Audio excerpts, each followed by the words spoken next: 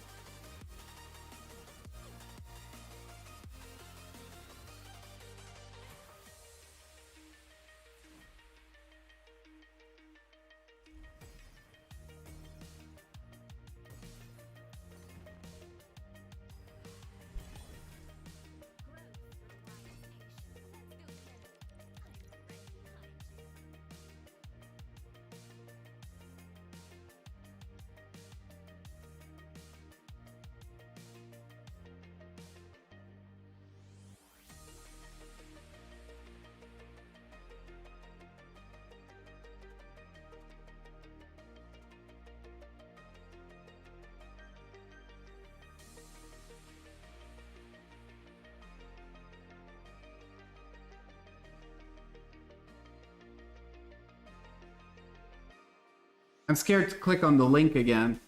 Last time I clicked on it, my stream crashed. He went 13-13 with that deck and 10-12 with his other one. Oh, so he ran 2 decks for that 23-25.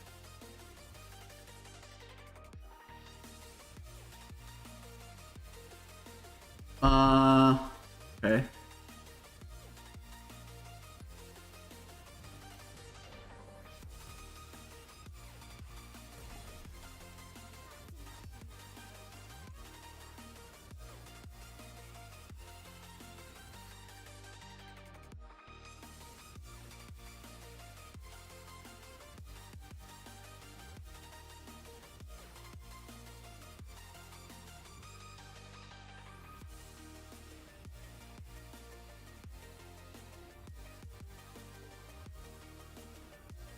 Let me do like this.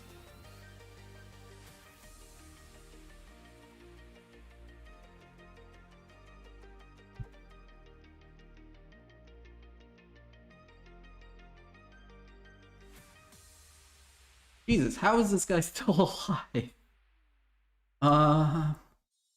Okay. Okay, he's got 2 cards, so he's not alive much longer. I don't think. But let me see this deck. Did you send me the right link? I'm looking at an empty deck. Or is it all of that with all the numbers? Yeah, that's probably what I'm missing.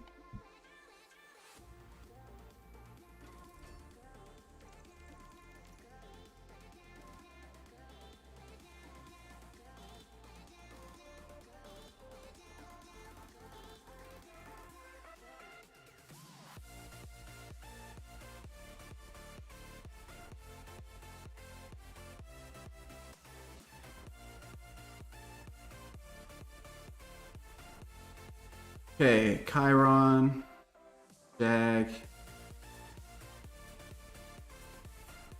I don't think I have the Faith Flame Blade.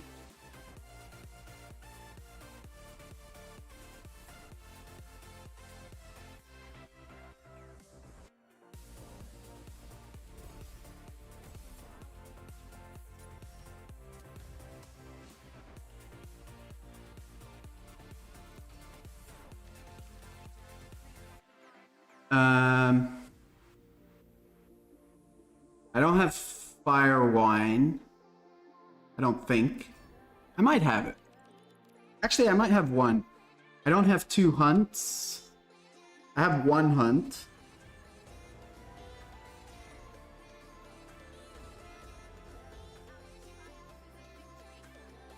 I have everything else. Yeah, I can give it a try.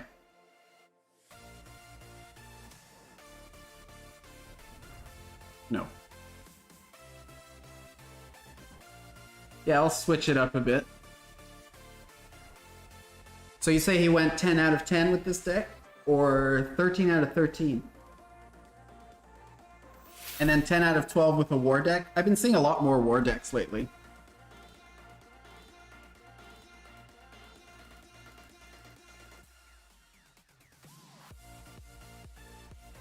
So, let's see here.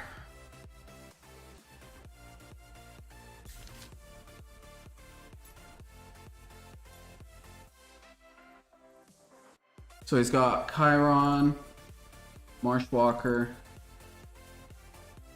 Jag.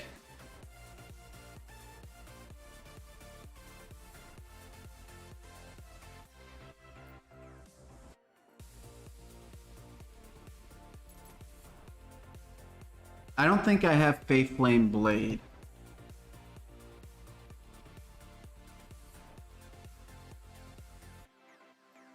Yeah.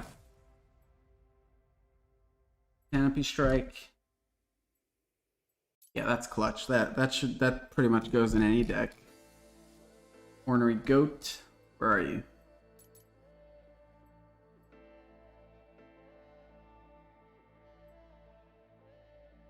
I don't think I've ever used this card. It's good. It's definitely good. I just haven't put it in a deck yet. So he's got 2 Blade Flies, yeah. And Overgrown Rhino. Jaguar Staff.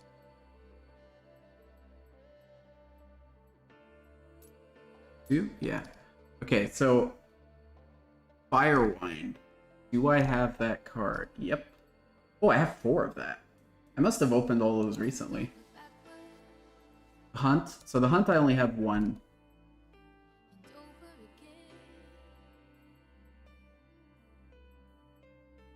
If I can find it. Oh, it's a 5 cost.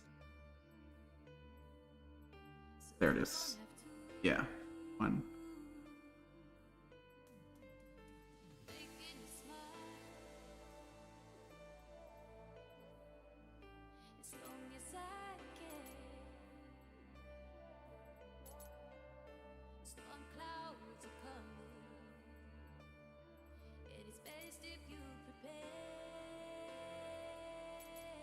Okay, so what am I missing? I'm missing Blade, Faith Flame Blade. Twin Strike, Blitz, Roar, target creature becomes confused. I guess that I just put this in.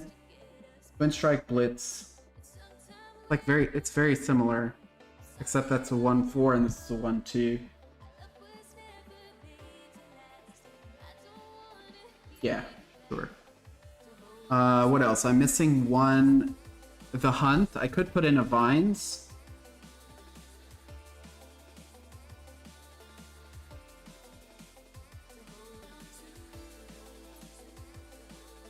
And I think that's it.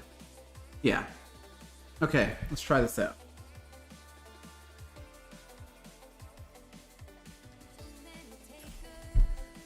I don't think I'll get... What was it? 13 from 13?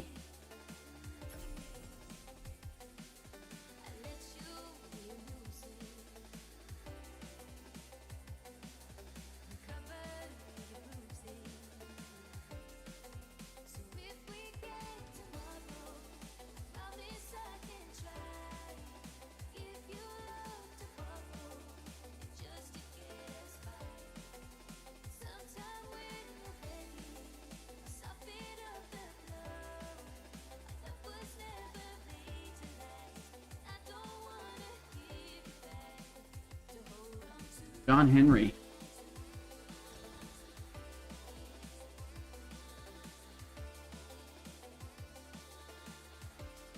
Okay, so I guess that goes pretty good with that.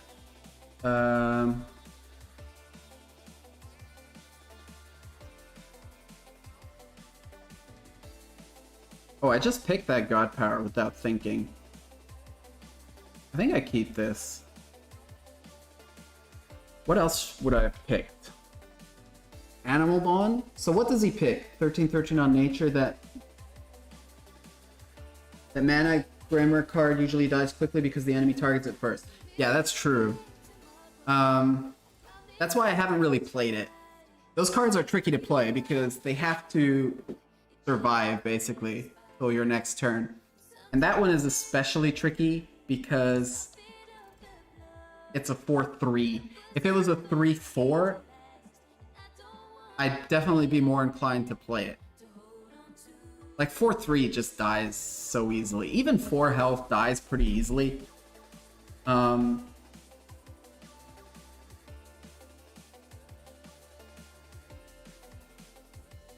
I should play something. I can't just like sit around.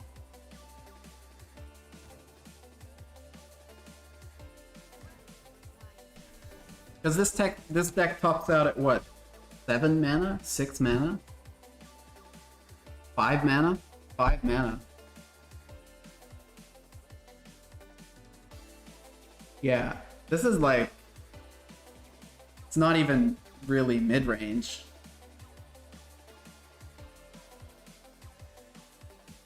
Okay, as expected. So what god power does he usually play with this? Animal Bond? Or Forage? Maybe Forage. Use Animal Bond. I think he plays aggro with lots of creatures early on. Yeah, that makes sense.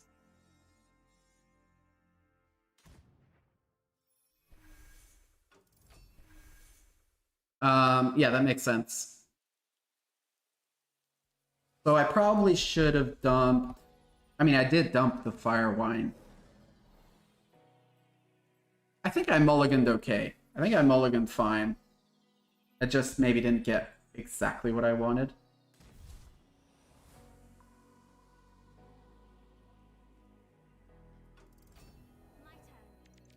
So does he prioritize face? Like in this scenario, would he trade here or would he go face? I guess he'd go face. Yeah, you might as well go face because yeah.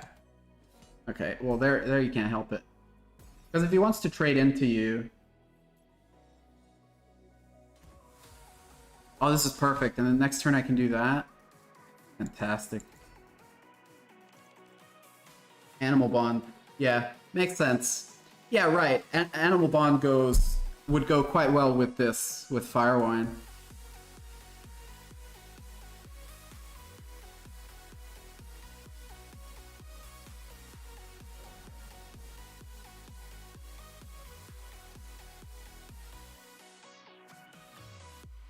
So I'm wondering then, maybe I swap out Vines for something else.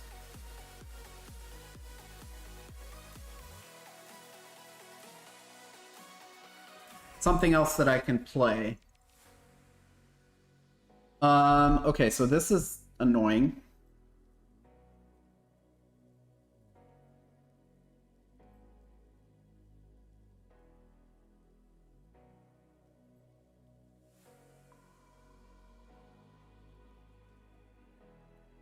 Do I just play this anyway?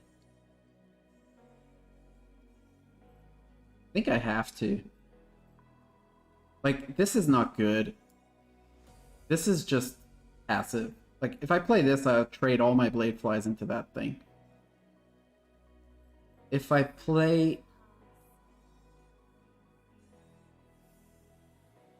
Yeah. Well, plus that gives overkill.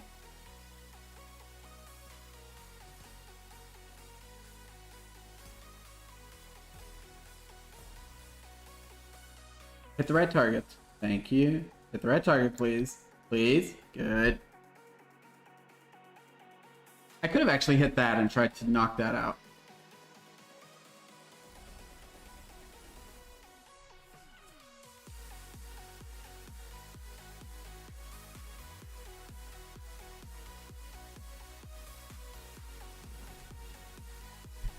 Man.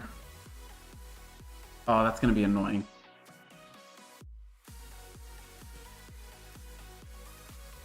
Oh, and I do need to get rid of this, actually. I should have really hit that. Oh, I should have hit that. I need to get rid of that card.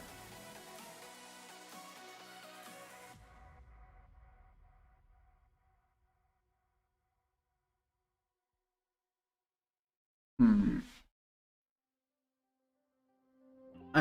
I'm tempted to play Vines.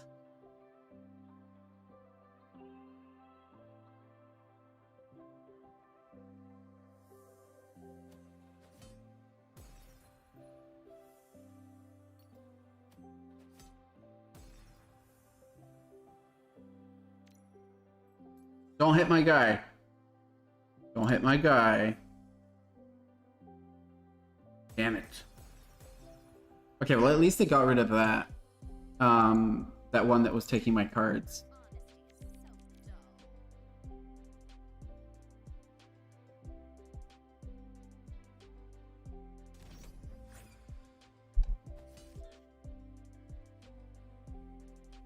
Deal X plus 2 damage, where X is the number of structures you control. Okay.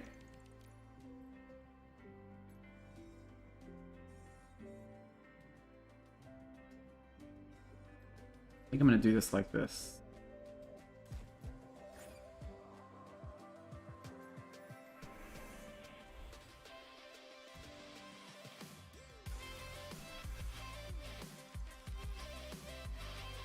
So you can do 3 damage? Right. Okay.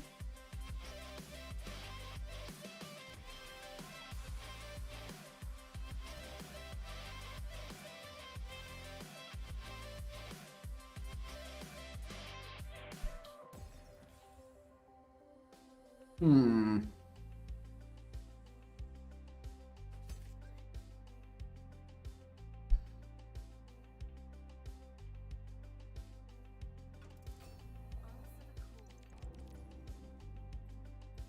Okay, put that to sleep.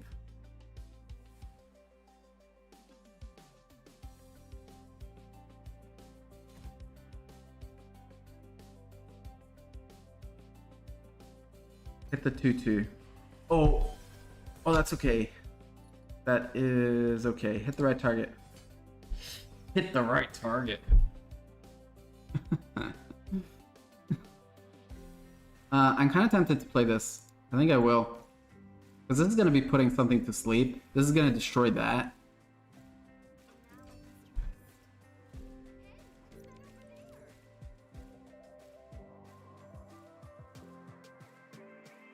Yeah, I'm just not used to playing aggro. Like, I need to get into a different mindset. So, next time, Animal Bond. I think I'll swap out Vines for something more useful. Yeah, that should do it.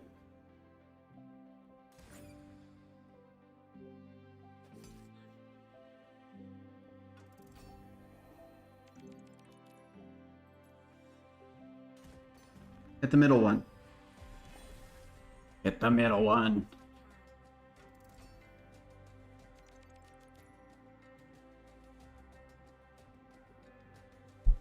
Man, this is such a nasty card. I mean, I guess it's easy to deal with if you have the tools to deal with it. I could pick that up.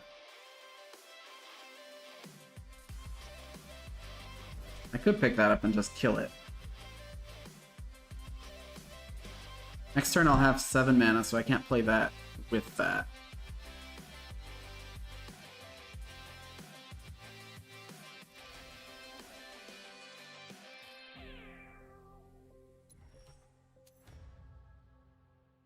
And if I play this, it's just going to die to that.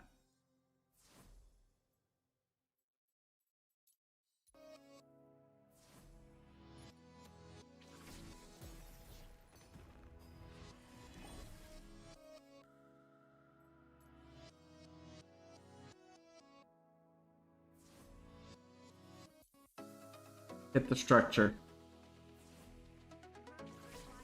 Perfect. So, does this do It can do damage to my face. That's not good.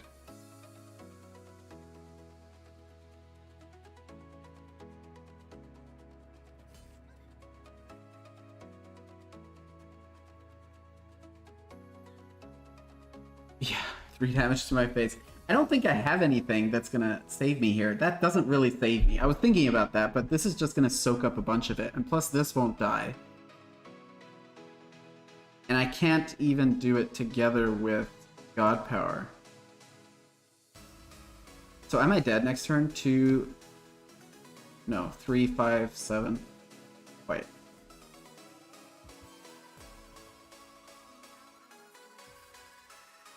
Okay, so that got 2, and that one died. Wait, does it just come back? After a creature is summoned, gain 2 favor. If you have 40 favor or more, summon a ghostly. How did this come back? Did it come back?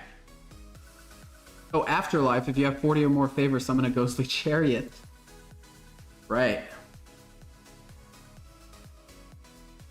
So that hunt wasn't good at all.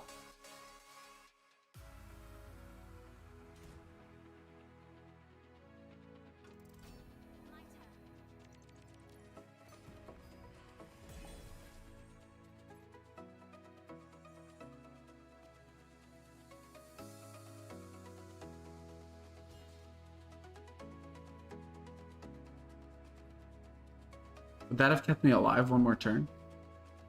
Possible.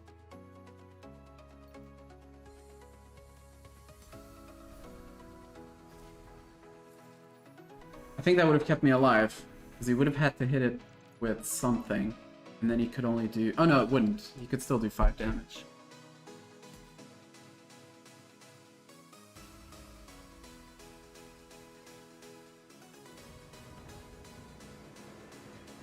Okay, so, I'll swap out vines.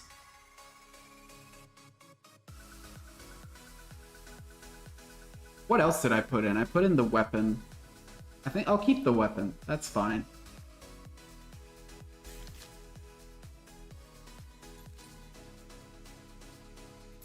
Yeah. So vines 4. What do I have in 3 drops?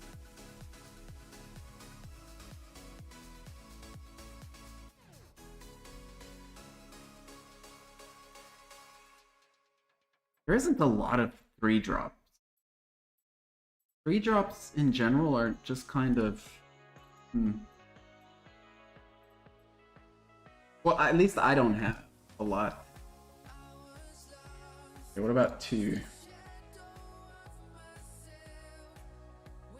I could put in something like this. Generate more little things that then get buffed with Fire Wine.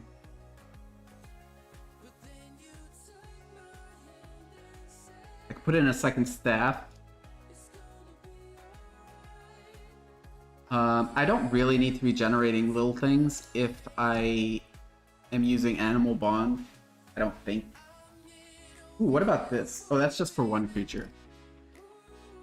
Oh, where's that one card actually? The card that gives plus strength to everything.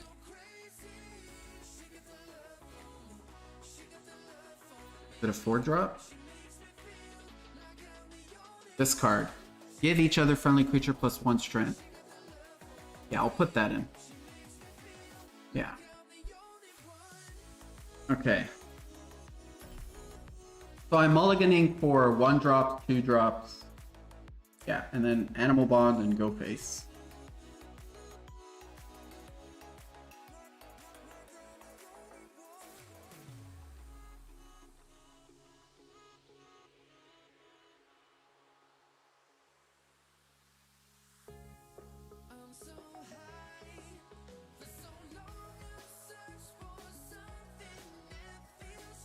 Animal Bond.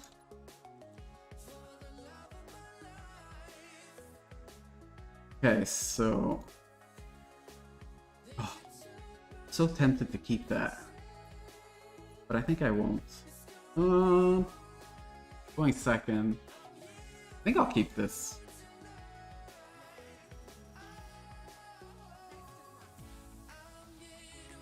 What does War have for board clears? Carnage Sweep? Man, that's such an aggressive start. Like, that's so hard to deal with. Unless I do the same thing, basically, which I can't do.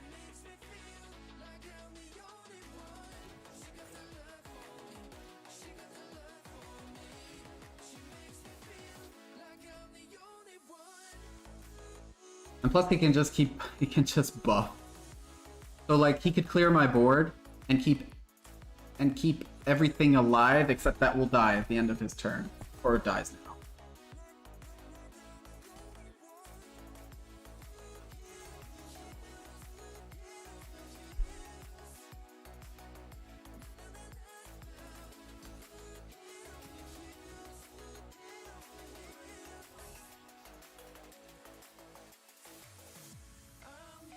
The next turn I coin out Bladefly.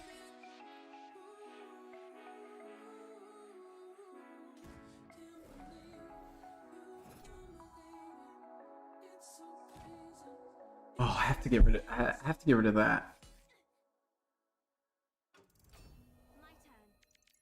rid of that, right? I mean,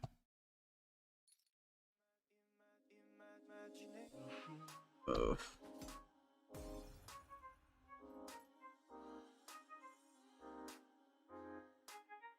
Like, if I don't get rid of that, he can just keep...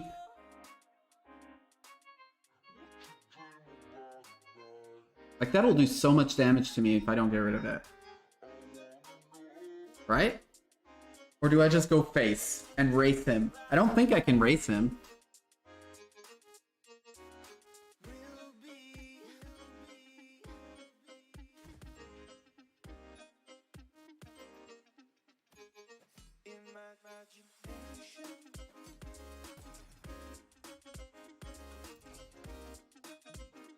I hate controlling, like, if you're playing aggro and you start controlling the board. But I see something like that has to go. Right? Am I wrong? Like, do I just ignore that?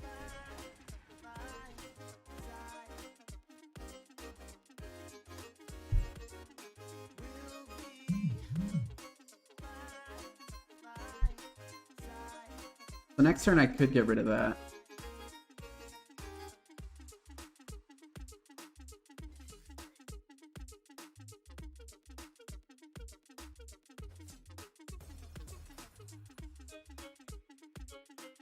I'd also kill that Bladecaster. I think his deck is centered on buffing that Bladecaster.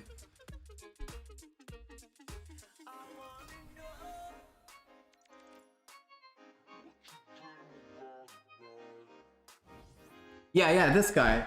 Yeah, yeah, that's what I thought. Like, I can't leave that on the board. Like, that would be suicide, I think. Oh. This is the thing with these frickin'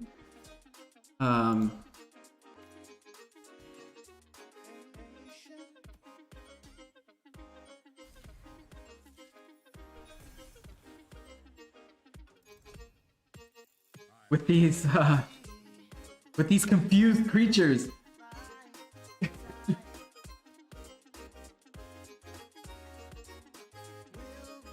Yeah, this Bladecaster, you can't let it live.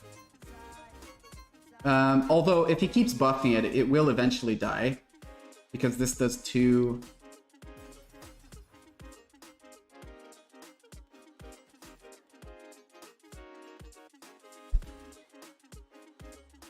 What can he get here? He can get this. I don't want him to get that.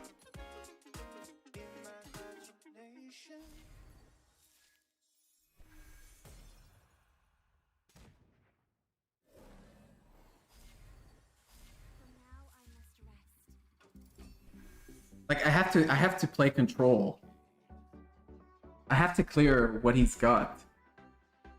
And what he's gonna get if he looks at the favor shop and sees this thing. If he picks this up, it's like he's got 3 cards in his hand.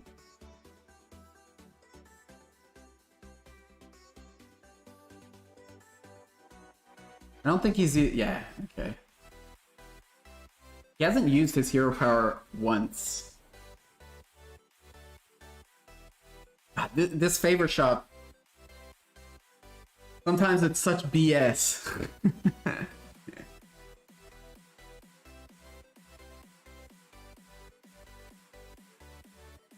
I think...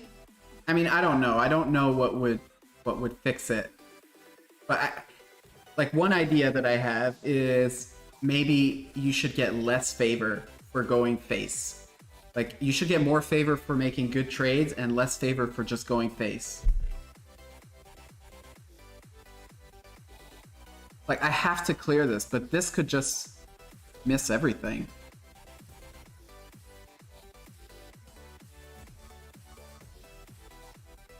Hard for Enraged to come back.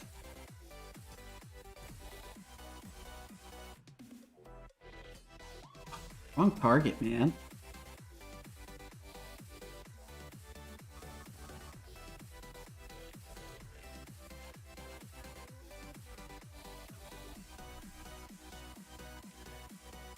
Yeah, the thing, it is hard to come back. He could... He can do 4 damage to my face. And then he can play 2 more creatures.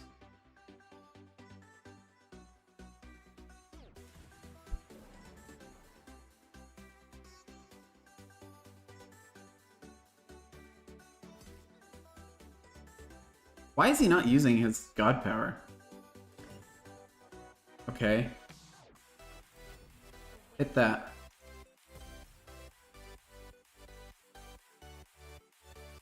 That does 3.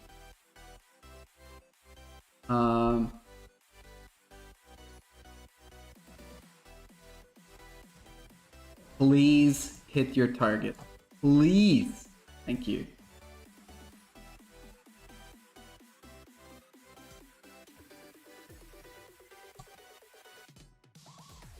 Okay. I think we can recover.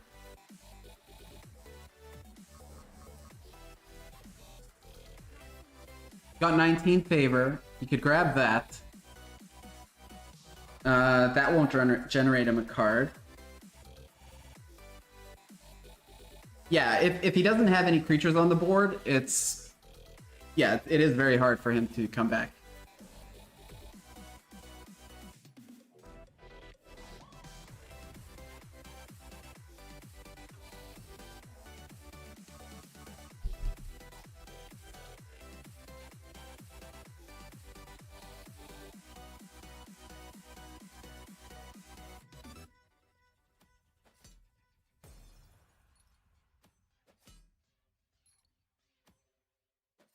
Oh, come on.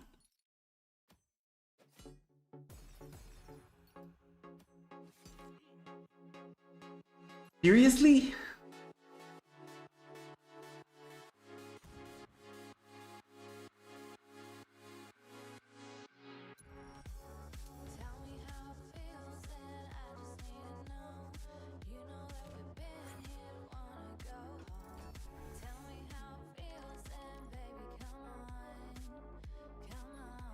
Oh yeah, that's GG, of course. I had to clear that. Damn confused. Damn it.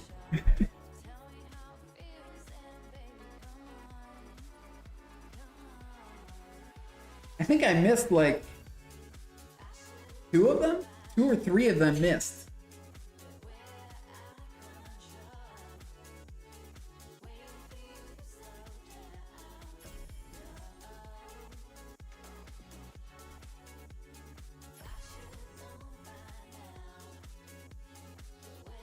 Crystal Rain?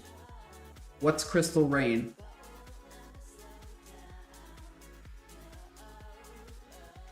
Oh, you mean the... Deal 2 damage to all? Yeah, you're right. You're right.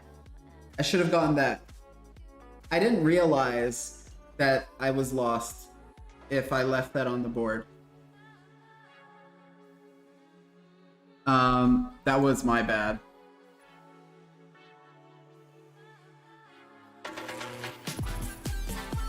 Yo, the fat android. Thanks for the follow. Welcome.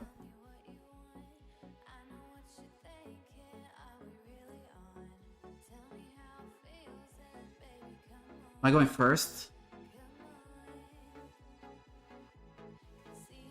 Yeah, I know. And I actually thought that I was gonna get that, but somehow would have cleared the goblin. Yeah, you're right.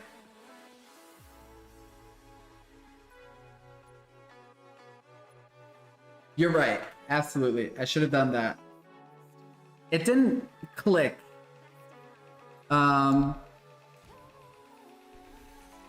mean, I haven't been playing that long. I've been playing about 3 weeks, I think. It didn't click that I was lost if I left that on the board. I was looking at 3 strength, 5 health. I'm okay. What rank are you? At the moment, I'm gold, but I was mythic not too long ago. I dropped out of mythic on Thursday, and then I just had a terrible weekend and just dropped down further. I started on diamond. I started the weekend ranked on diamond.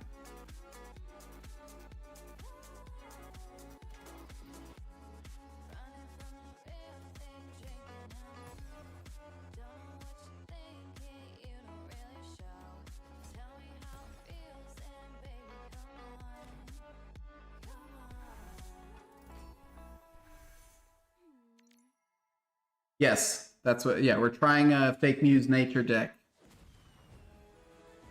My first win with this deck. All good, I miss those plays all the time. Yeah, it's not the first time that it's happened. It's happened at least one other time, also with Enrage. Somehow, it never clicks that he can do 2 more damage. Back down to diamond, yeah. I actually, my peak was 15, 1,415 rank. And I dropped out of Mythic, and then I actually got back to Mythic, and then I dropped down again. And then I started the weekend on diamond, but now I've dropped down a bit. I had a terrible weekend and dropped down a couple levels. So here's where I am right now.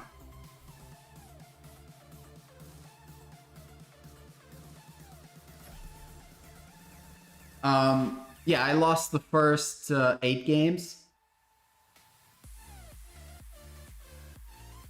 Yeah, if you got to Mythic once, I'm sure you can do it again.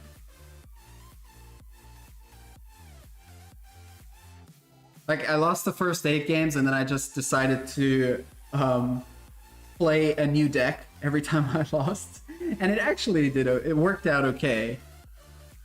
But, you know, obviously you're more likely to lose, especially on the weekend, because everybody is trying to, you know, get the maximum. So they're all playing their best decks and, you know, trying their hardest.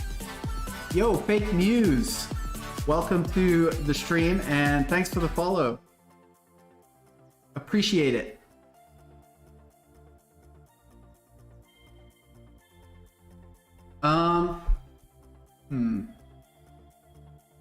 I don't really want any of this.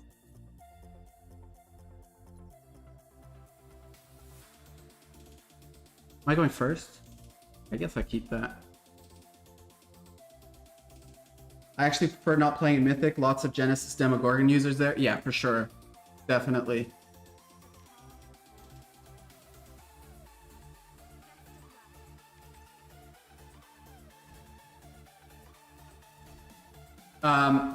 Yeah, I mean, the important thing is to have fun. You tilt after 1 loss.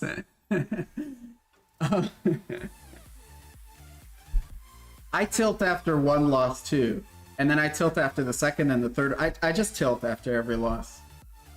Actually, when I almost have to stream not to tilt, because I seem to tilt a lot less if I'm streaming. Oh yeah, right. Yeah, this is your deck. So any suggestions here? It's your deck minus 2 cards.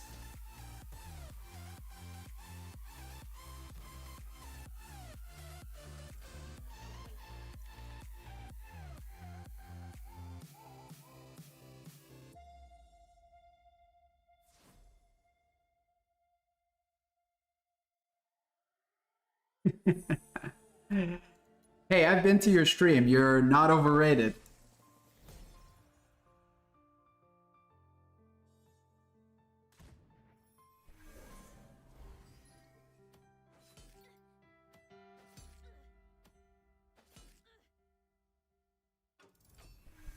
We must find peace.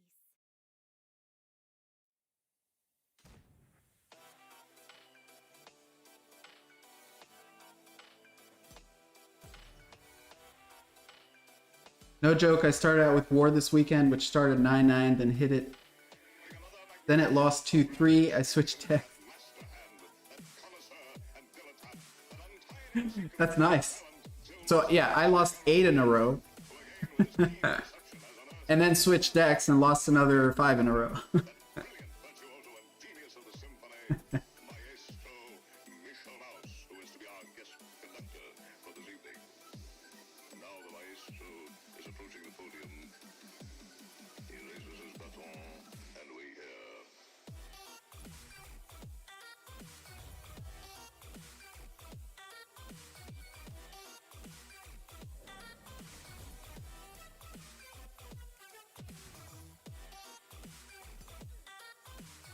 I think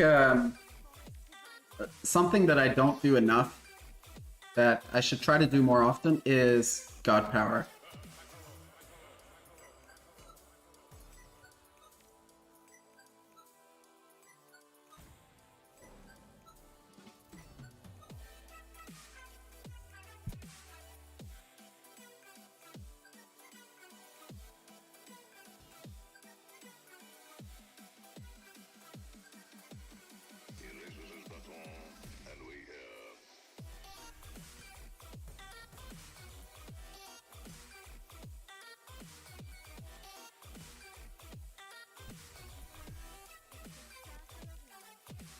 Pay in the Sanctum is value? That's what I picked up, I think. Yeah. Gotta go wide versus Leech Life. Yeah. Yeah. Yeah, I'd love to get my Blade Flies in hand.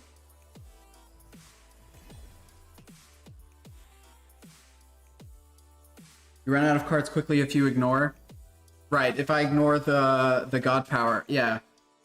Yeah, I think that's something that I'm definitely doing wrong.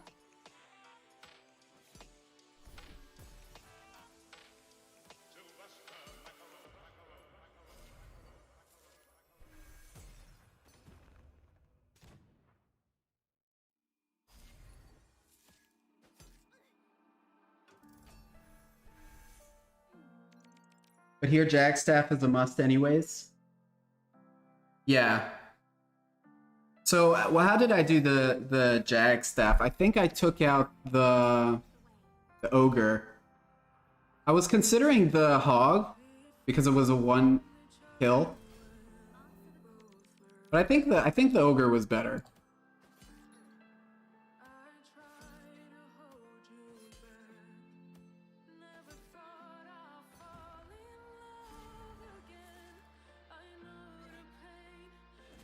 Okay.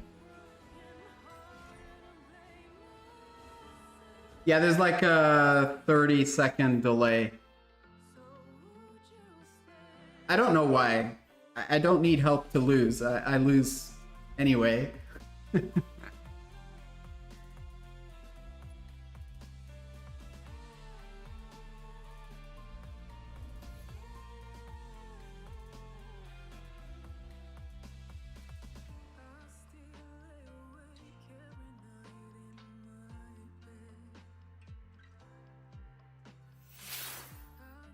So if anybody hasn't checked out Fake Muse's channel yet, be sure to go there and give him a follow.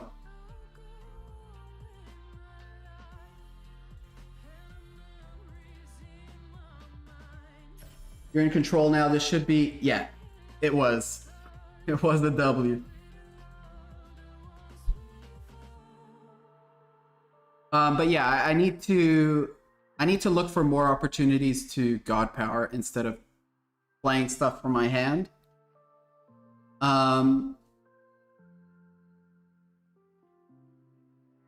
Yeah.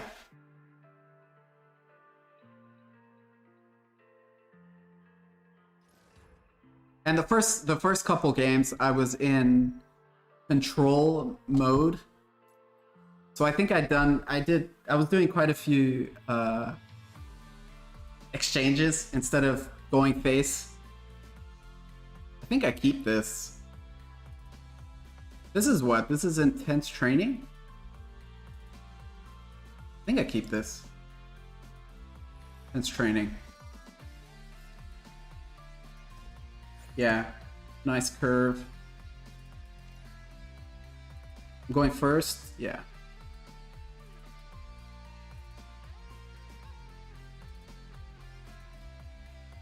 I could have actually coined out like skeleton and then panther.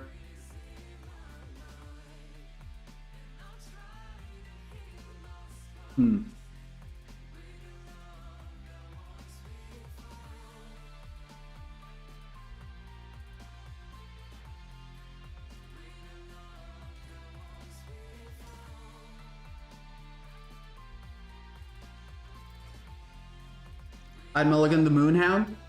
This one? Okay. So when do you try to play that?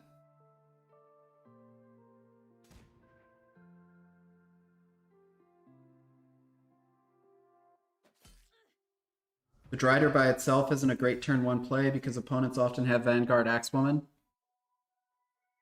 So yeah, after I played him, I thought maybe I should have coined out the skeleton instead.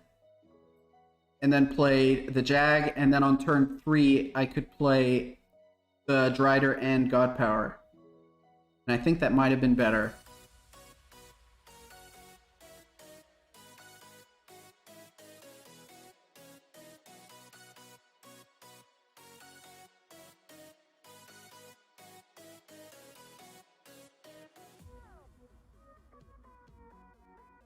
I don't know what to do here.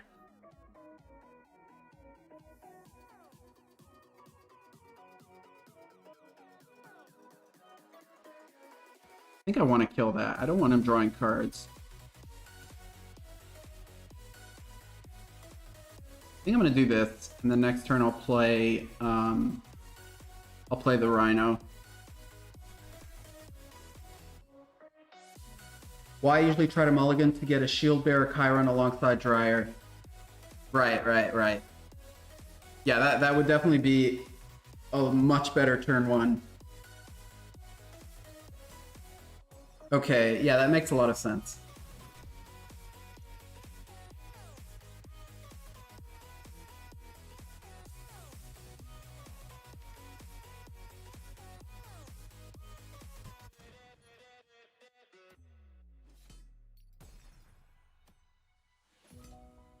Come on, man.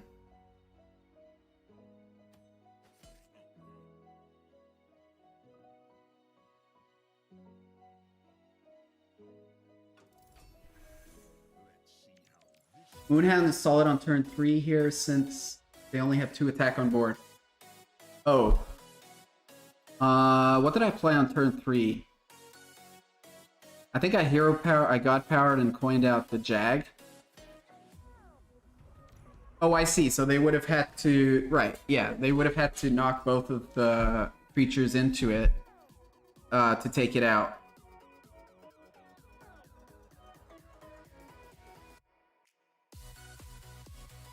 So I might as well do some trades now.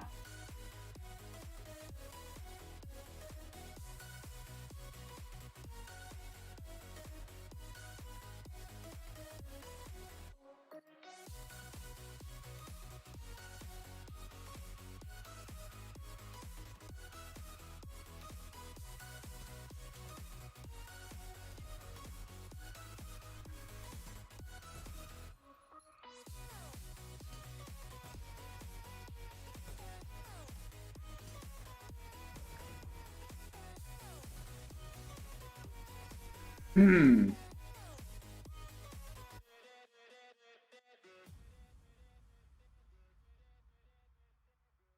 Draw a card, give each creature 1 strength. Has he been intense training? I think he's been intense training and then playing them. Got 1 card in his hand.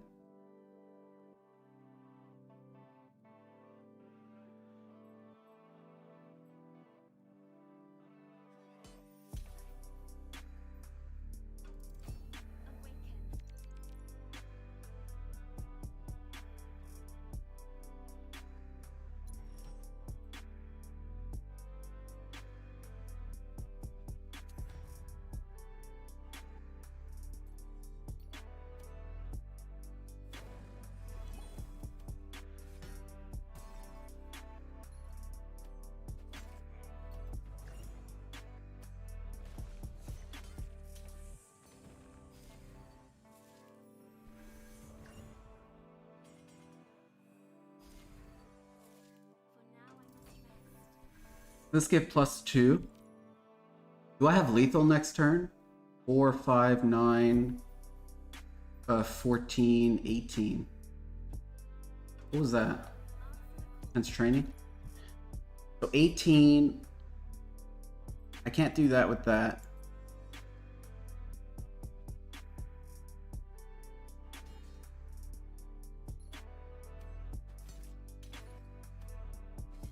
So next turn I have lethal. If he doesn't clear my board somehow.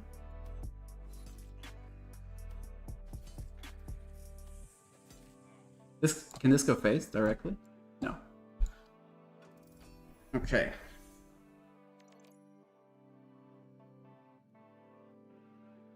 Concede?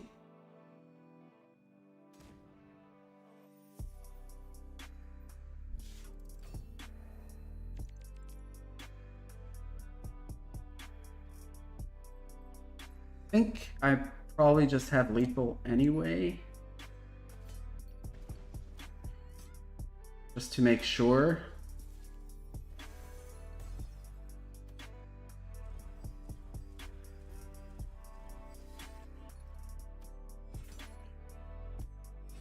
Okay. I think I'm getting the hang of it.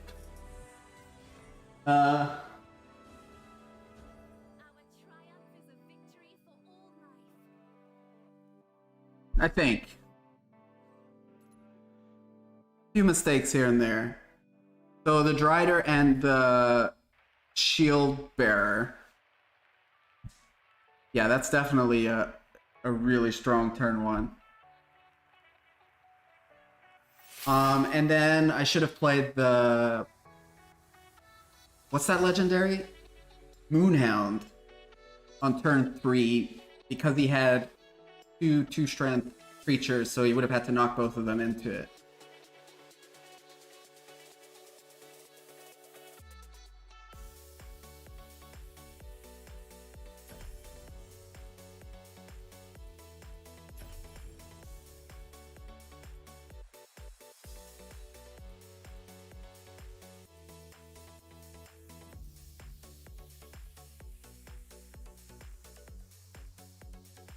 Cliff notes, try to win the game on turns 1, 2, or 3. Are you saying like figuratively or literally? I don't think I've ever won a game on turn 3. I think I understand what you mean. You mean like, you know, make such good plays that it's so hard to come back. So I'm curious, I know you're going to see this delayed, but would you keep this mulligan? So you could play that on turn 1. I'm going to keep this mulligan, but I'm curious what you think.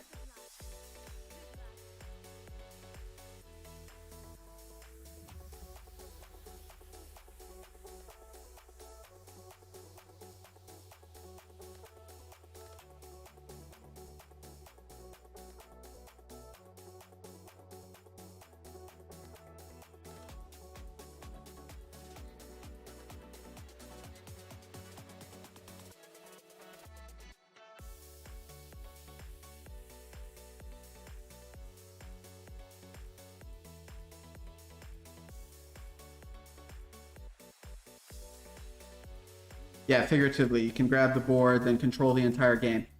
Yeah. Yeah. Oh, okay. So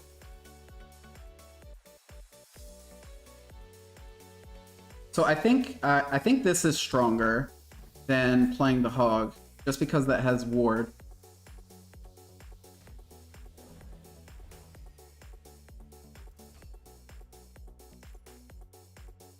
I like that as a starting hand. Okay. So I'm assuming that you'd play out the hog and the shield bearer on turn 1. I mean, that seems kind of obvious, unless I'm missing something.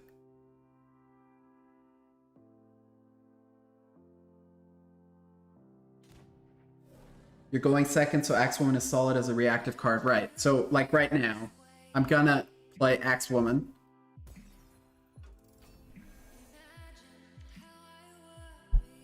Ooh, I can actually do some stuff here.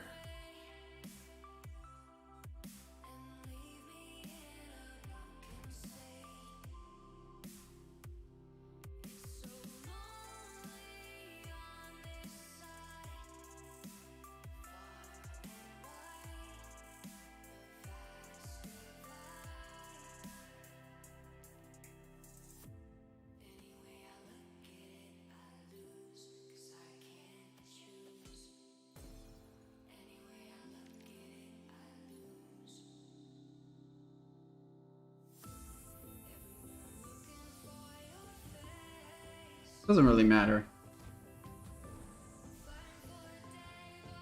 Well, it kind of does, actually. If I buffed the Axewoman, I would have had 3 damage on the board next turn. Plus, not counting the shield bearer. So I think maybe it was slightly better to buff the Axewoman. But he's going face anyway.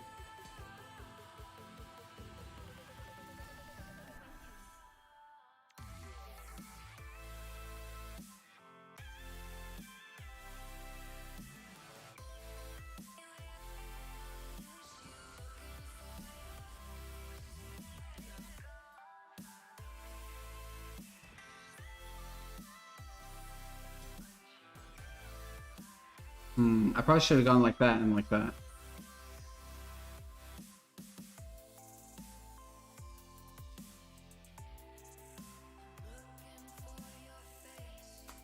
That was a mistake. That was a bad mistake, I think.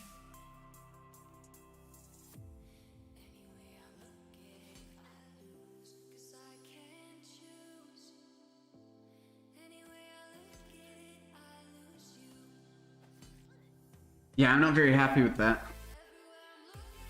Huge mistake going face with Drider. You need to fight for the board. Yeah, I think so. I agree.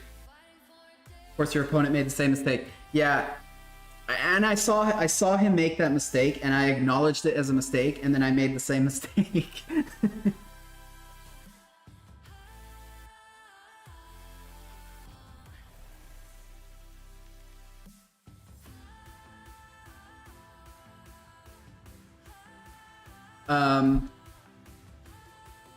Yeah, lucky for me, he's making the same mistakes.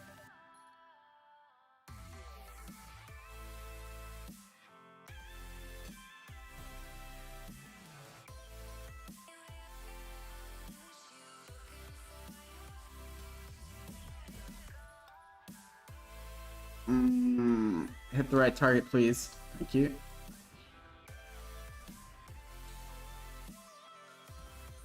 I think I'm gonna grab this.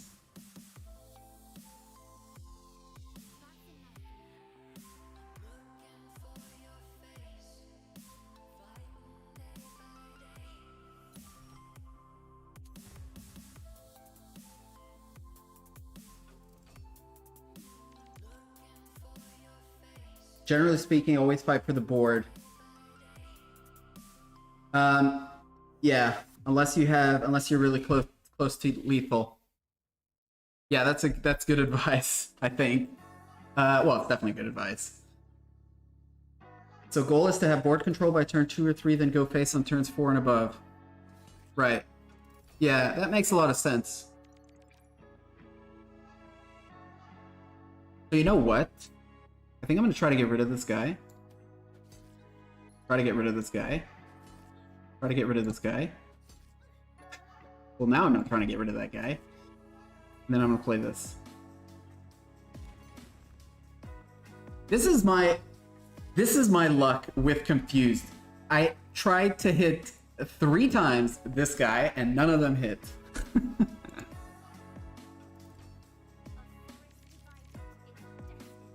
It's best to attach with confused creatures before non-confused.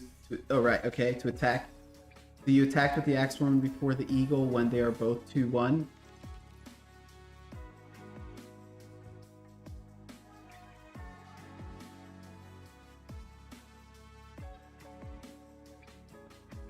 Right, I'm not remembering the exact turn, but I understand what you mean. So yeah, so you attack with the confused first, so that if it misses, you can change your plans.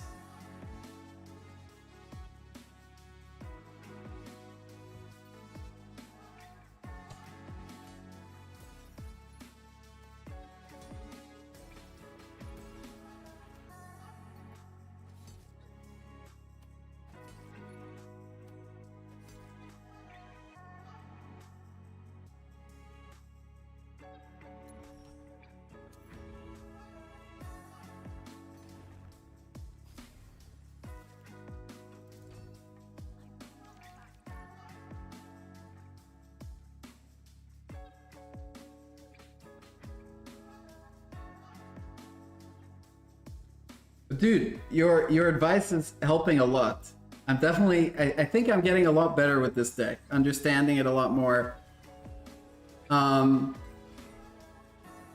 The thing about controlling the board, I mean, when you say it, it becomes obvious, but it makes a huge difference. Like, go for board control first, and with nature, that's a lot, like, that's something that you can do relatively, not easy, but it's easier to do with nature than with deception, for example. So control the board and then go face. So that's what you mean by, like, win the game by turn 1, 2, or 3. Get control of the board by turn 3, and then you've practically won the game. Unless somehow, maybe it gets to, like, turn 6 or something, and then some control decks can come back, I guess.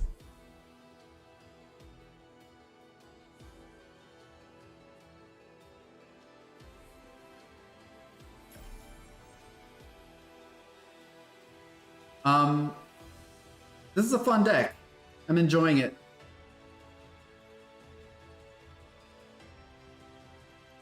So I didn't have, the cards I didn't have was a second hunt. I just have 1 hunt. And I didn't have that relic. I forget what it's called. What does it do? It's the 1/4.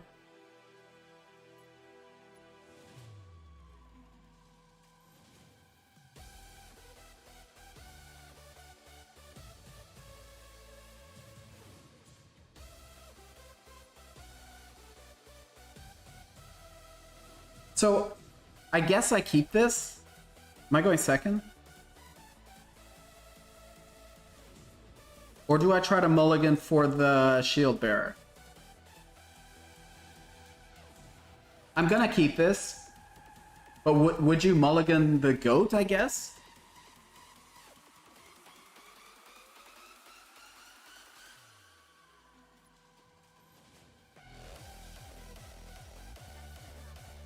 Right. Faithlane? That's the relic, right? Yeah, I think so. I think that was the one. So I didn't have those 2 cards. I swapped out the Faithlane for the 1/2 relic.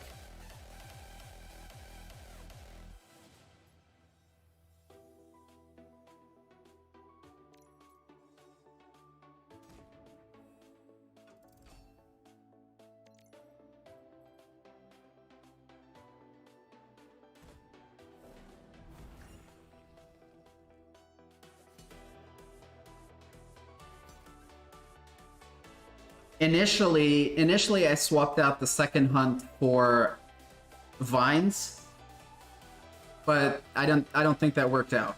I swapped it out right away. So this is interesting. I could play the Sail Weaver and the Shield Bearer, but I'm tempted to do Marshwalker Shield Bearer. Because Marshwalker can trade with all of this and heal. I'm gonna do that, but I'm curious. Actually, I'm gonna coin out the shield, this thing also. Although this is clutch against nature. I mean, against magic. But I'm committed. Yeah, I would have mulliganed away the goat, especially versus magic. It's a low value card. Right. Okay.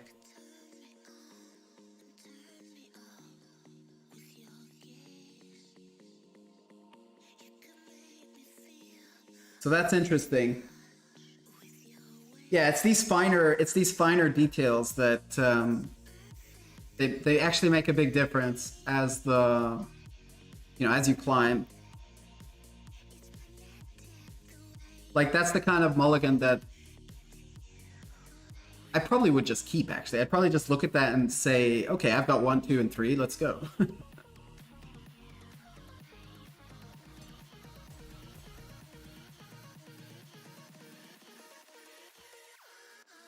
Marshwalker with Shield Bearer was correct, and pointing out the Dryer was good. Okay, good.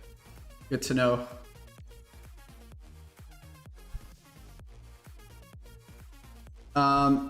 I feel like this is going to be a difficult matchup.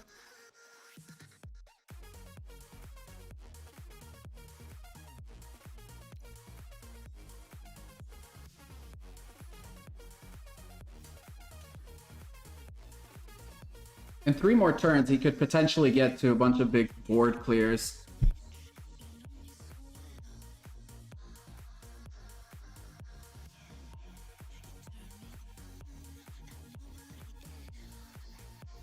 Okay.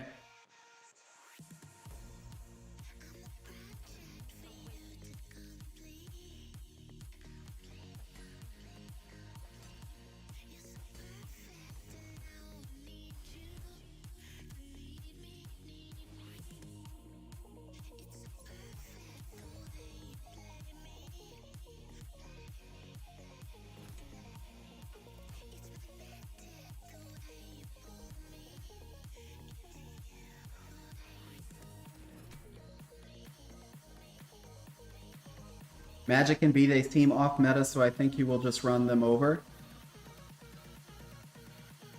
You mean this deck? This deck seems off meta?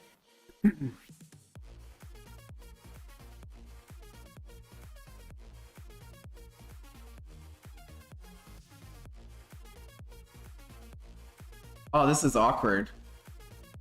I was thinking I'd just do this to get rid of that, but now it's awkward. I guess I do this.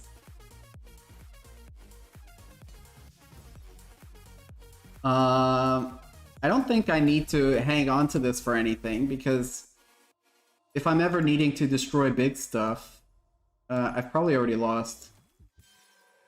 Right? I think. So next turn he could have Implosion, so I'm not going to play anything. I think that's correct.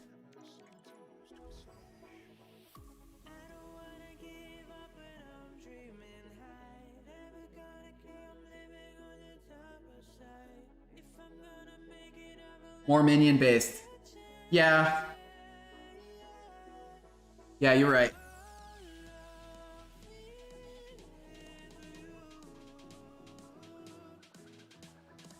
Yeah, what has he played? He's played...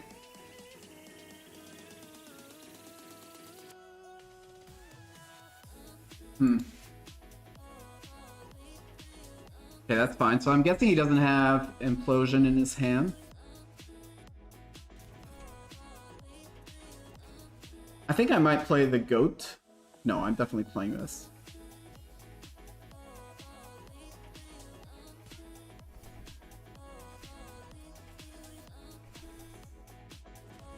Okay. They usually need multiple board wipes. Right.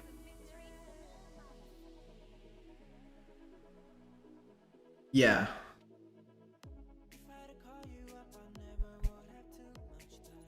What does Magic have besides Astric Implosion? They usually run that 8 mana card, that 5/5 that deals 5 to everything.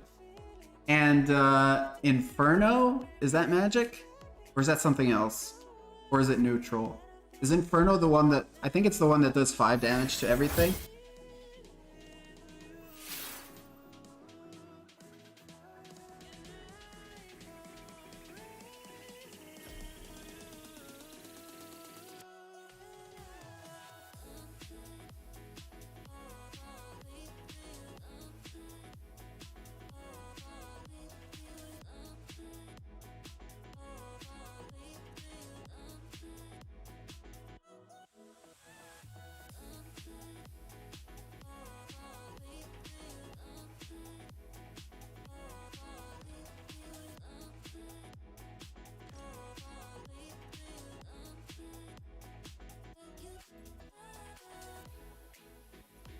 I'm so used to picking up Life Leech.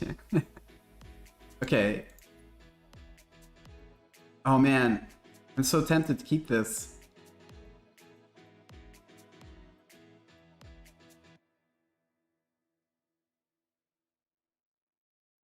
I don't know what to do here. I still don't know what to do here. I'm going first. Your enemies auto-quit once they realize that you are using fake music. Yeah, Inferno at 7 is slightly off meta. Right. I have run into that a couple times.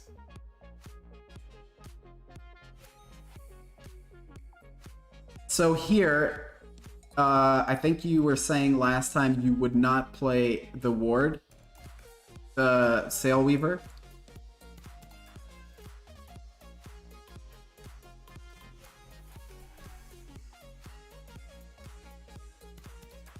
Like, I'm wondering if I should point it out.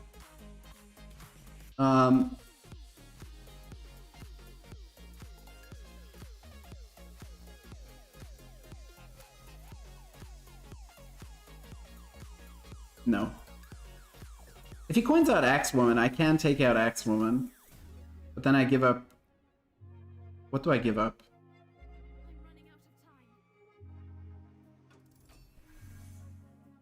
Like, if I coin out this, he takes it out with Axewoman. I take out Axewoman, and then he plays something like Panther.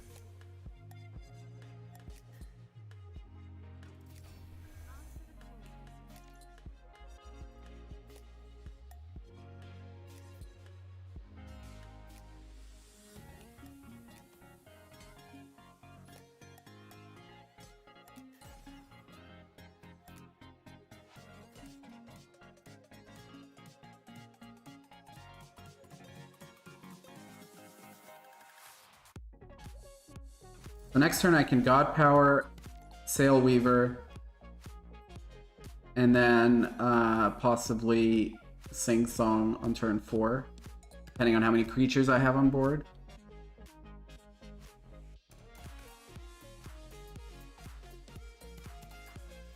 Most common is Astric at 6, and then either Crystal Rain, Faraday's Cage to do 2 to everything. Right. Crystal Rain is the one that has 4C, I think. The other one, I'm not sure what it is. Yeah, you usually want to coin out Sailweaver with Marshwalker protecting it. Okay. Right. Yeah, I didn't really know what to do there in that turn 1. Probably... So what did he take out, actually? Took out my 1/1? Yeah, he took out my 1/1.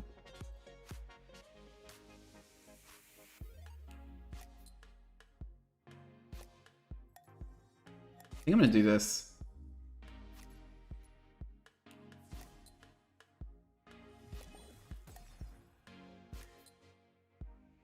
Now I'm gonna coin out the Panther.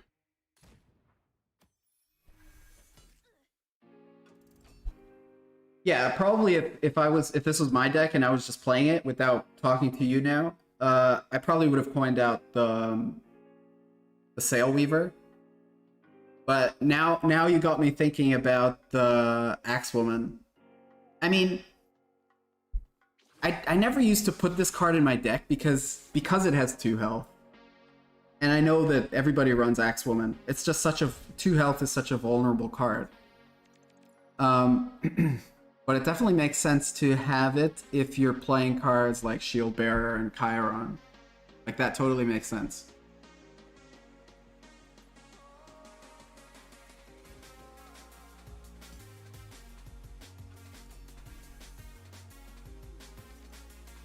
So I still haven't God Powered, and that's kind of like... But I don't think I had a really good opportunity to God Power.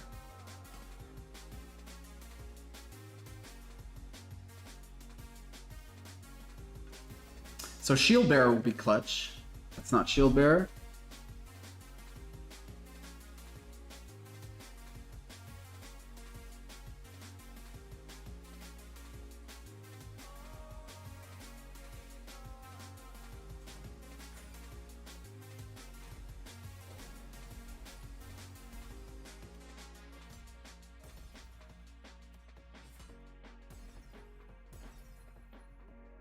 Okay. I think that was a good play. The key to Drider is to have a plan assuming your opponent has an Axewoman. Marshwalker to clean up the mess is a plan. Oh, I see. Right, I see what you mean. So if he does kill the Drider, then you just kill the Marshwalker.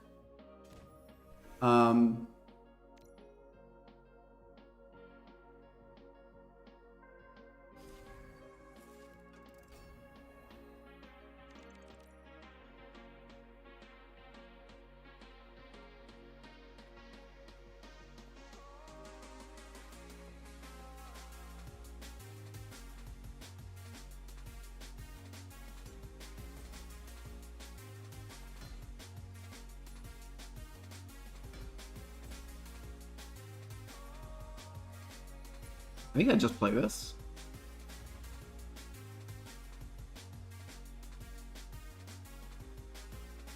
Could have some... Well, that will heal to 3, so something like Wildfire won't kill it. That has Ward.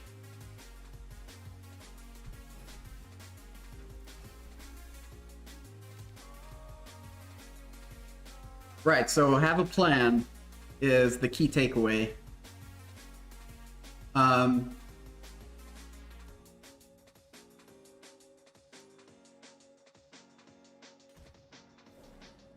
Yeah.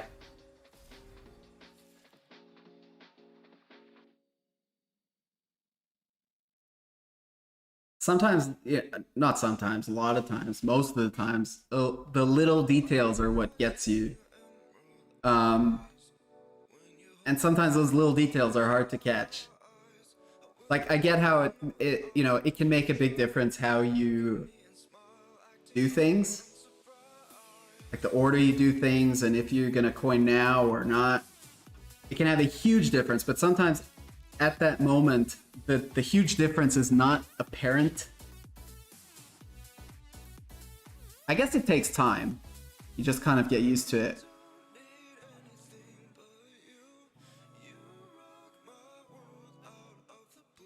So...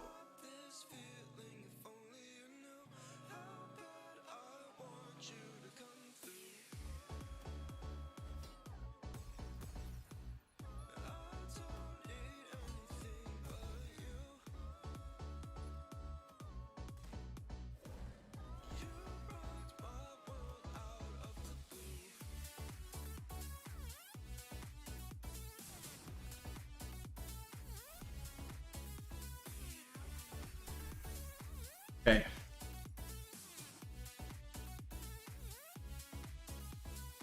So he has a lot of stuff to deal with. He's got the goat, and he's got the 4-2.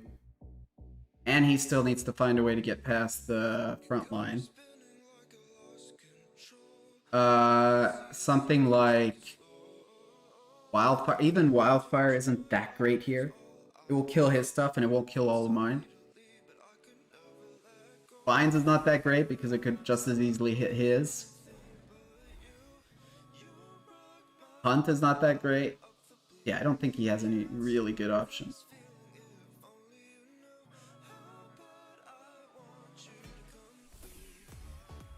So he can hit that. But I think I'm okay with that. This is gonna deal 2. Gonna kill something for sure. This is fantastic. Or should I have gone that?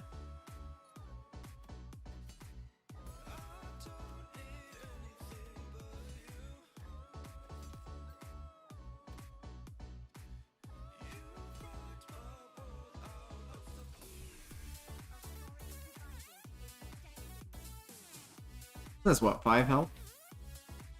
Yeah.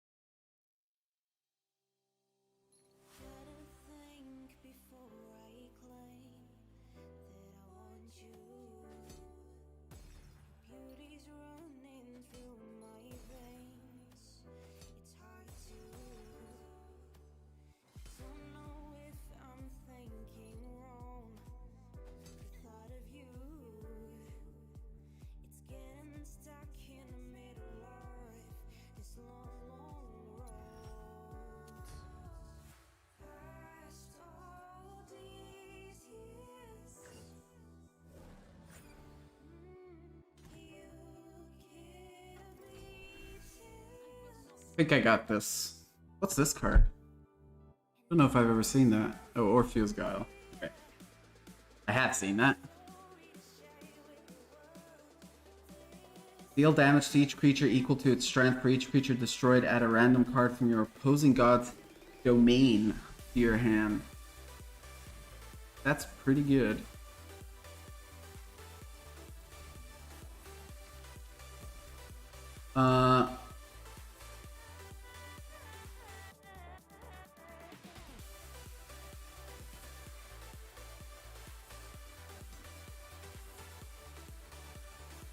Of course.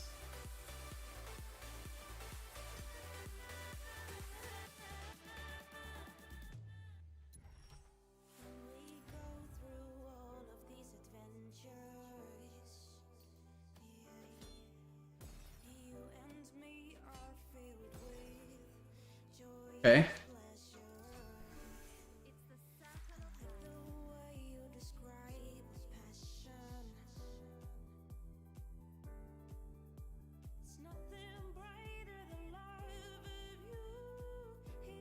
Welcome to the channel, all the new viewers. We're just trying out Fake Muse's deck, Aggro Nature. It's working out.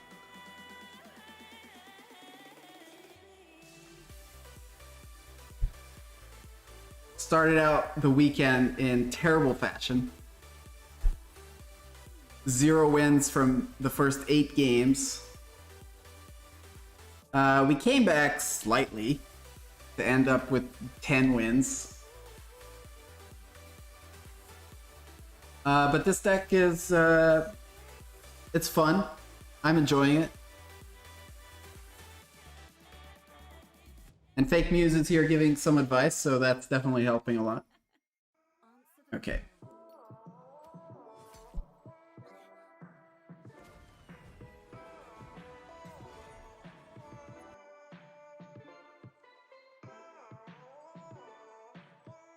Yeah, controlling the board on the first couple turns, that's been clutch.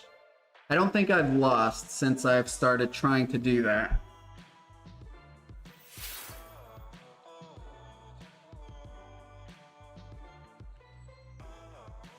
Let's see if we can get to diamond.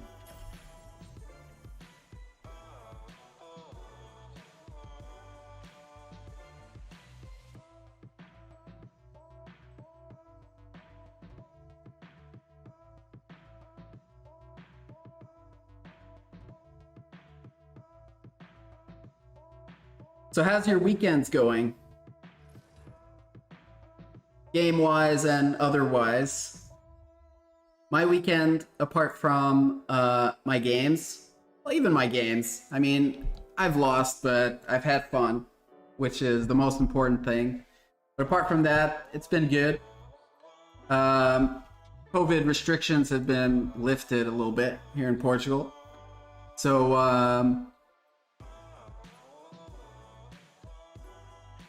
so that's death. What is that? Soul one?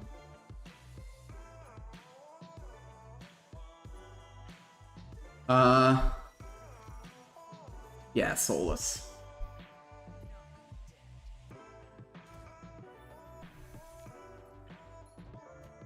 Yeah, the COVID restrictions have been lifted a little bit, so took the opportunity to go hang out with some friends. Go walk on the beach.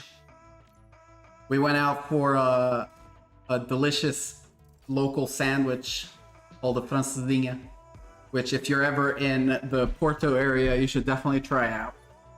Especially if you like meat.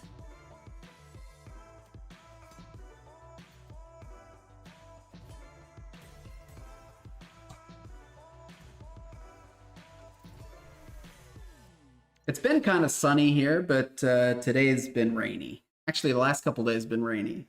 It's early spring here. Alabama just pretended COVID didn't exist. Easy.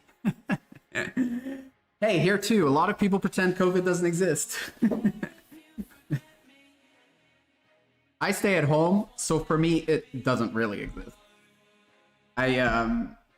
Since COVID started, I'm a programmer.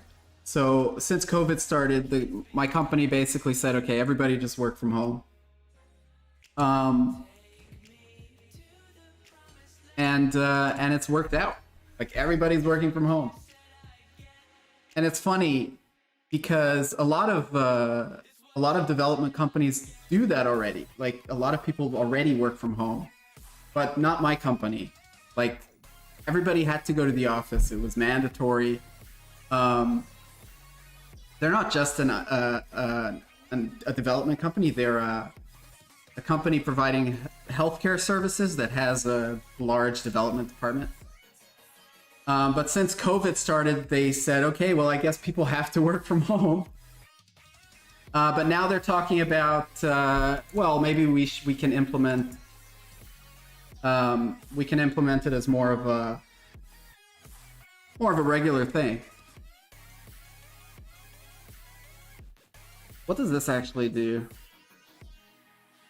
I think I do want to try to kill that.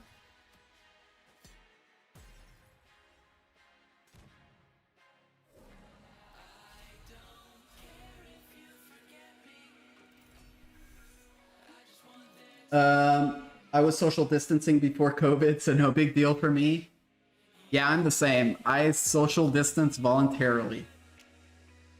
I don't talk this much in real life, I promise.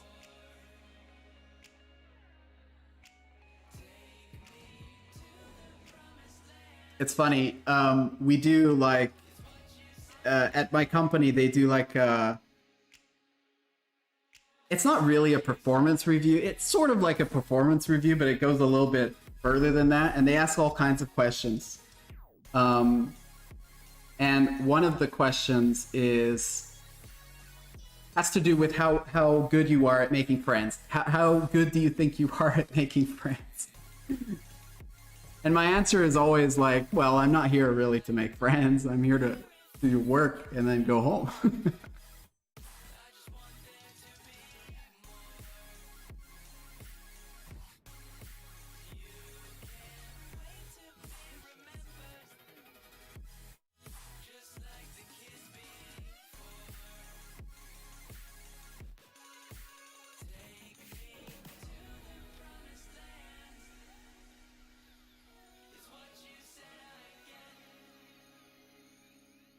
Oh, it's still his turn.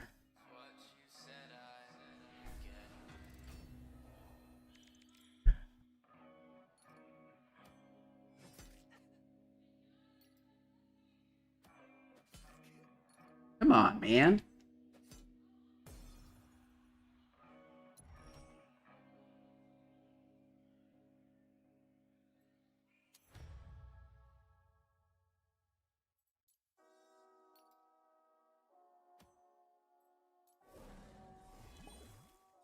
Is this gonna put out a 2/1?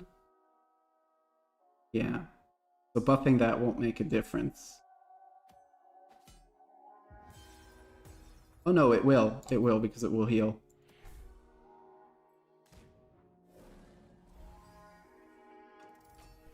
Okay.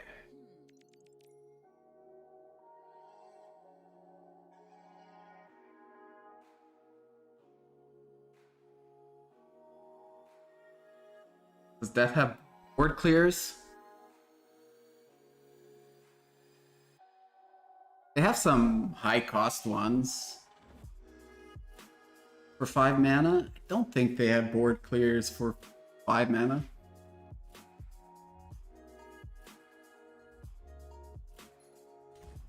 Okay.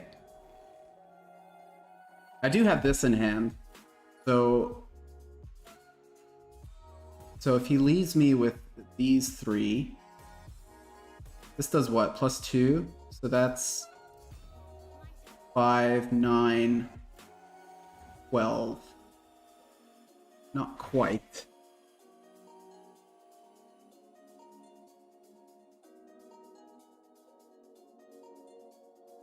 I think I just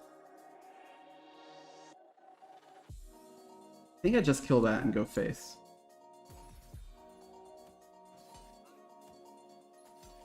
Unless he has frontline or can clear my board. 6 mana. What's here? Nothing he can use. Death mostly just have to worry about Neferu and Blackblood Blast at 6. Oh, Neferu, right. So Neferu can do 3 damage to all, I think. So do I win yet? Not yet. Ian, let me win.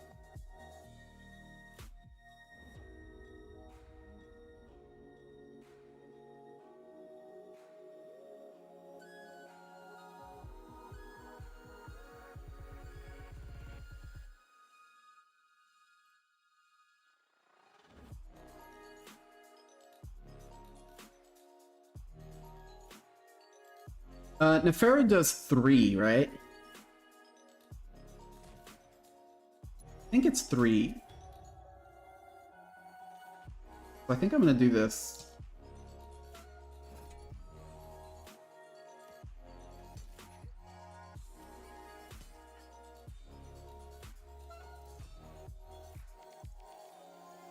I think gamers like us just shows our jolly personalities to fellow gamers.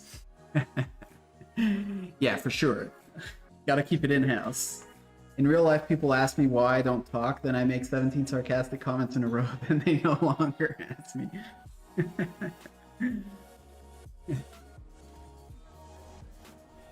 I gotta remember that.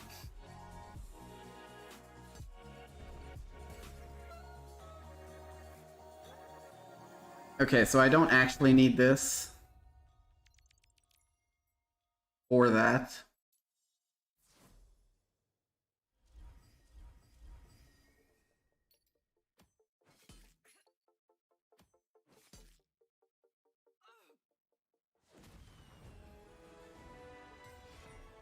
That's funny. They took damage from the overkill from the face. I mean, that's obvious. It makes sense, but I'd never noticed that. There was a card that I picked up. I think I picked it up from... I either picked it up from my Dionysus or I picked it up from the favor shop. That said, the effect was... I think it was a relic or spell. Oh, but one of the effects was give all characters confused. So I was wondering, I don't know if you know that card, if that means that your hero is also confused. It should, right?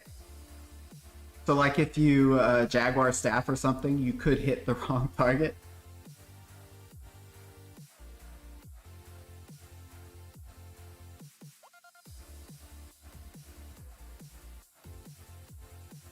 Ultimate Boo Boo.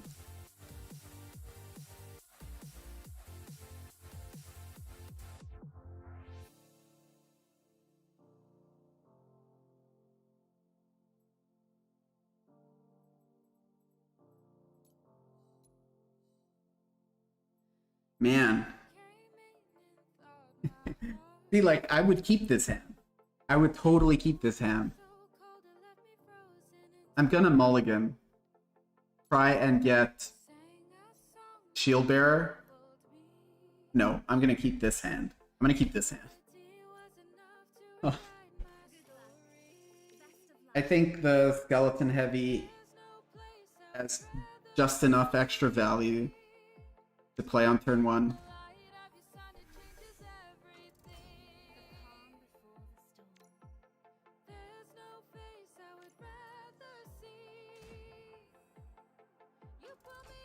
I think that's Dense Fog. Yes, I think so. Yes. Oh. Oh, good, he missed. Okay, I guess I just go wide.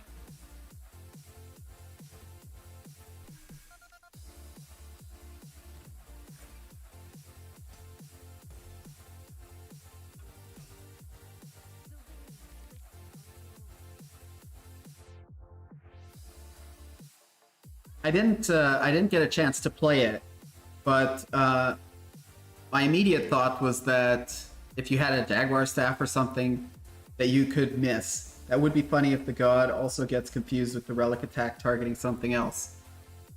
By the text of the card, that makes sense.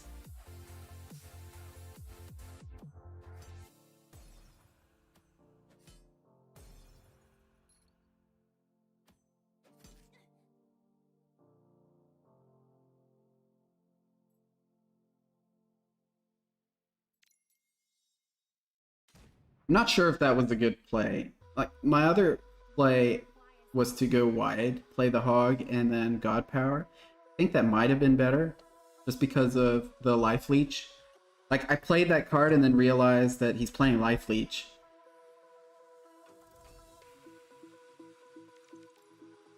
But maybe it's okay.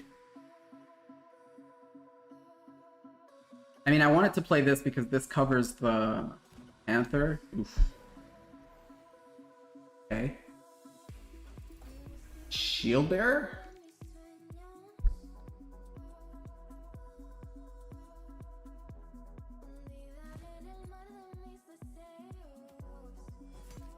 That was the worst target. The worst possible target.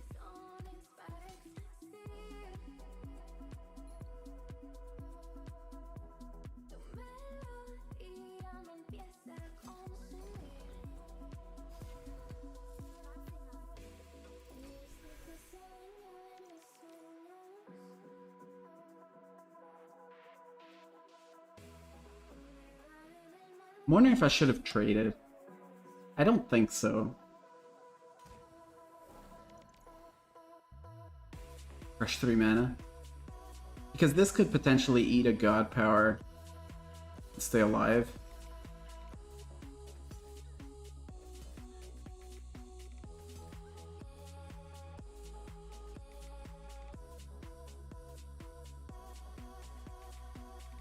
I don't really have good trades here.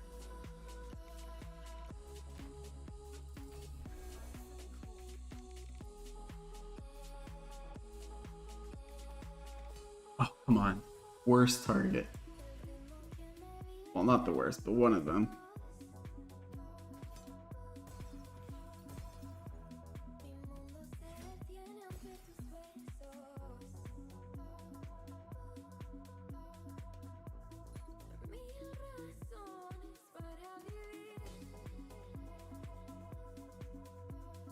Is this 2 or 3?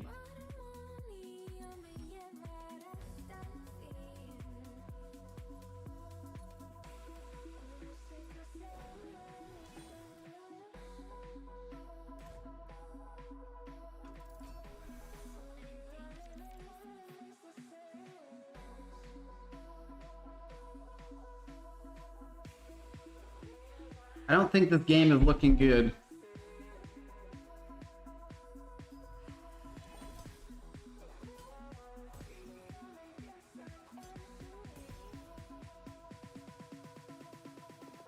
So he'll probably go face with that. I guess he could hit the... yeah.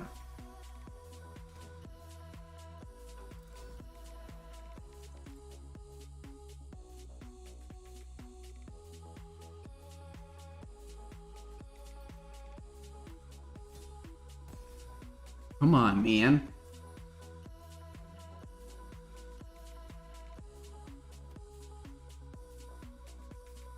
Man, this is not looking good at all.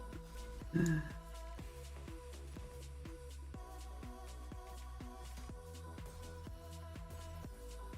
he has to get rid of this.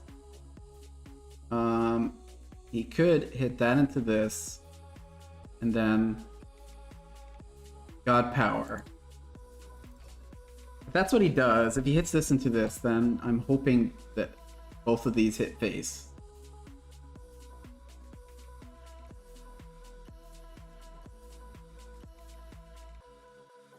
It's definitely been tricky first few turns.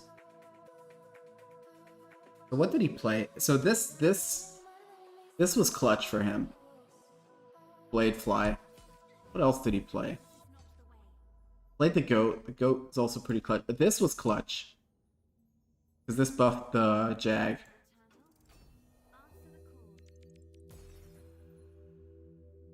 Okay, so not over, but it's practically over.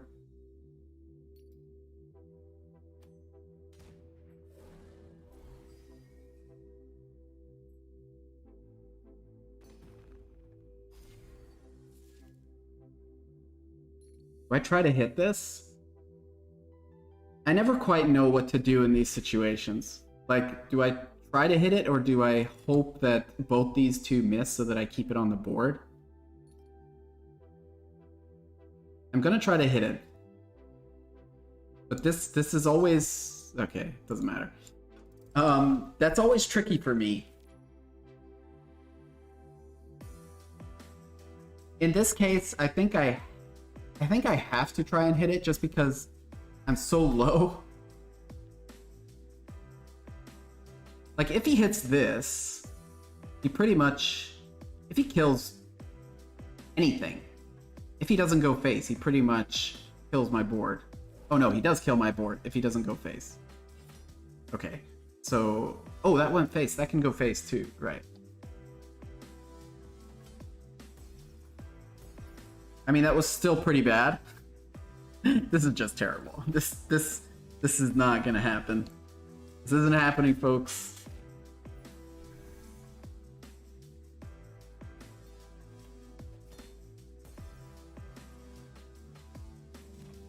GG. I mean, I guess he could miss. No, but even if he misses, this is 1, 5, 8. No, he could miss. So he could miss. Oh, the hunt. Forget it. It's over.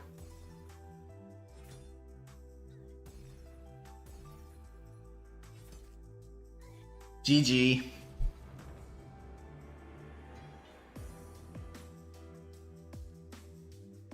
I think this is my first loss, not counting the first couple games where I just messed up the deck completely.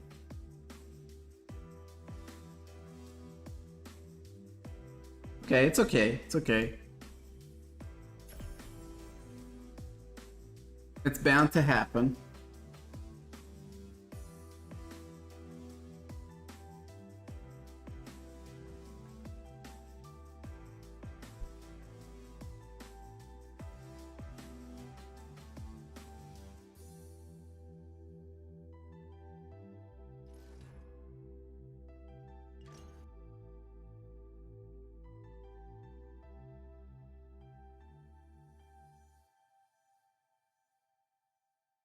Yeah, seven wins in a row before this loss.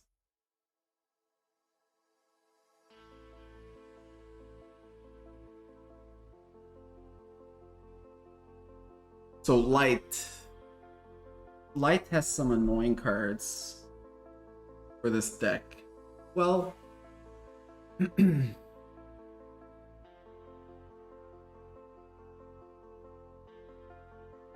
yeah, things like this. At least until he gets rid of the 2 3/3s that can grab one of my 2 strength creatures. I'm not sure what to get rid of here. What's he playing? Chosen One. think I'm gonna get rid of that.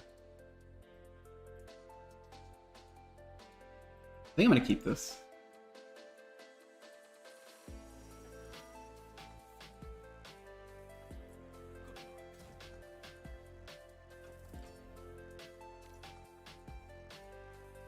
So I think this is gonna be a race. I don't know. I don't really know what to make sure of chosen one. What to make of chosen one. Because it's random. I mean, I get he is gonna build his deck around that concept, so he's gonna put cards in it that, you know, like to get the chosen one buff. Ooh, that's clutch.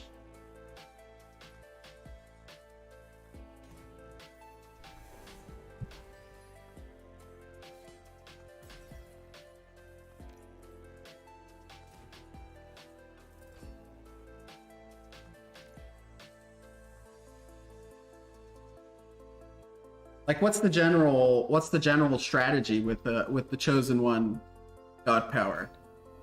Is it just, you know, buff a creature, play it when you have it, and then just try to keep buffing him so that your opponent has a really hard time to kill it?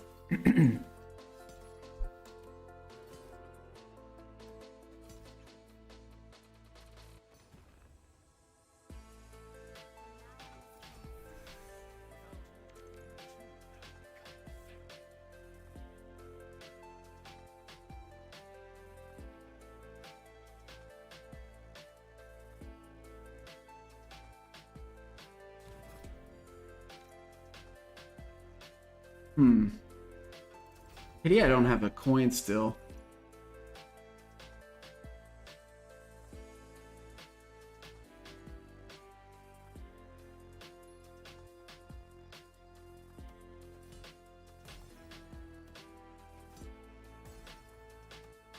I probably should have put the Chiron into it instead.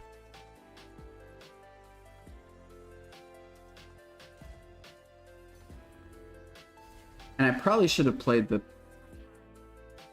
Why does this show up blue like that? I probably should have played the Jaguar. Try and play around that. Light's Levy. Exactly that. But I mean, it doesn't matter. He has enough targets for it.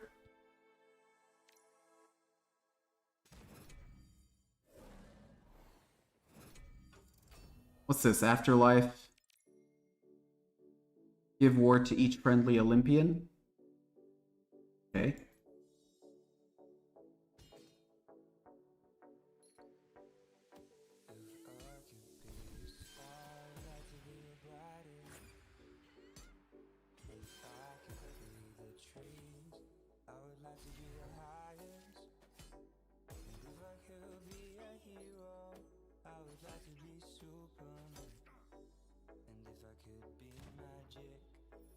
The good thing is that I don't think Light has a lot of board clears. The general strategy with Chosen One is to lose 70% of your games, but post memes on the 30% that you do win. That's an excellent strategy. I think I'll start playing Chosen Ones. Because I lose about 70% of my games anyway. So I might as well make memes.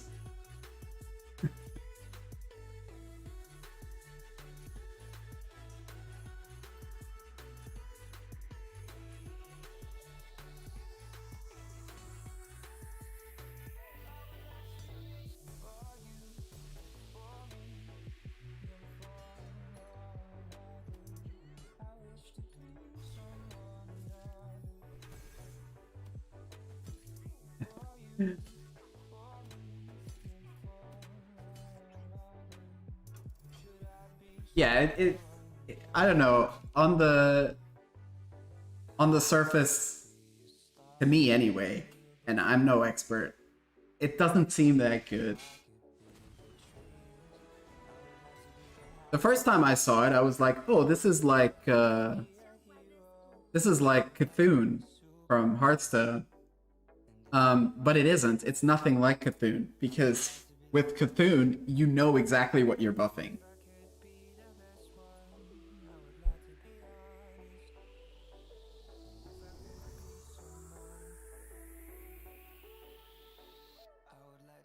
when I first saw it, I thought, oh, I want to play that, but I don't have the Chosen One in my deck.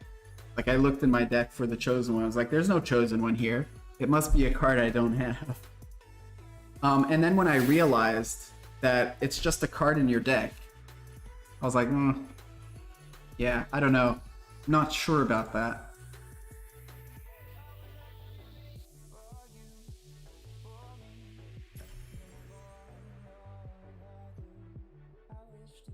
I think some sort of light heal deck would be pretty fun to play. Like something where you can just buff your creatures, keep healing them, so your opponent has a really hard time to kill them. I tried making a deck like that. It worked out for a few games and then stopped working out. But I think a deck like that would probably be... It would be a deck that I would enjoy, probably. I like control decks, generally.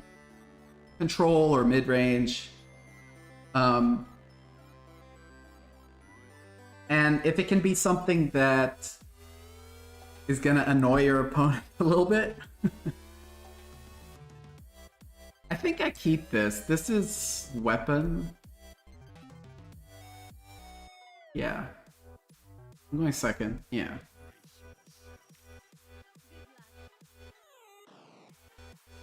I actually had a game where somebody played a deck like that, and I found it so annoying to deal with. Like, you have to kill the creatures in your trades because they'll just be healed.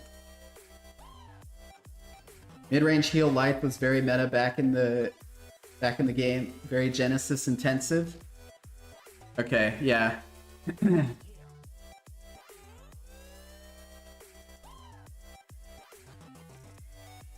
Back in the day, yeah.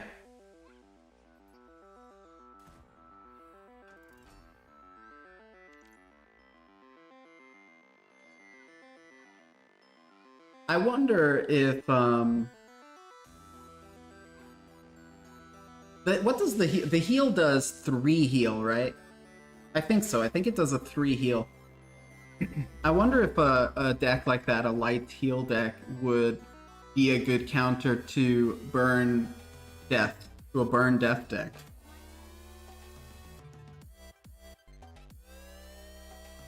Purely on the basis that if they're gonna burn you for 2, you can always heal back 3.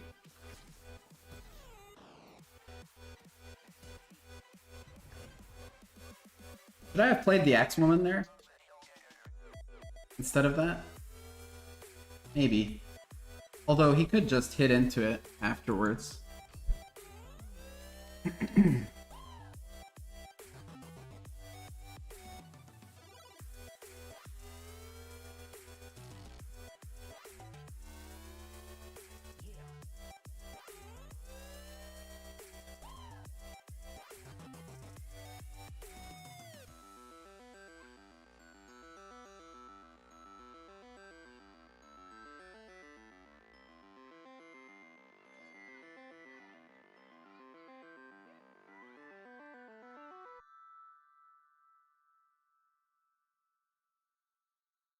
So this guy is probably gonna have, I think I need to win this as quickly as possible. He's gonna have that 5 strength relic. Yeah, the control light deck I built used to have very high win rates versus death. Right. Yeah, that makes sense.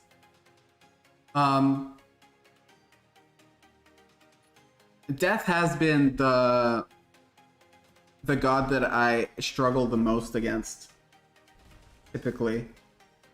But I mean, that also has to do with the deck that I've been playing most of the time. Okay, so what do I want to do here? I could just goat. I could goat, or I could go wide.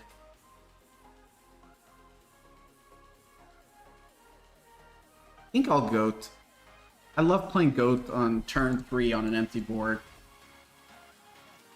I think it is very strong.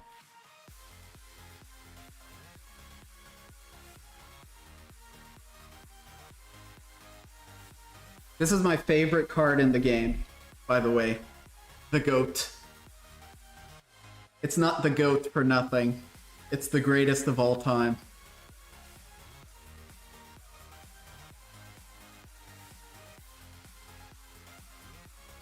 If somebody came to me and said, I'll give you my Demogorgon for your GOAT, I'd say, keep your Demogorgon, man.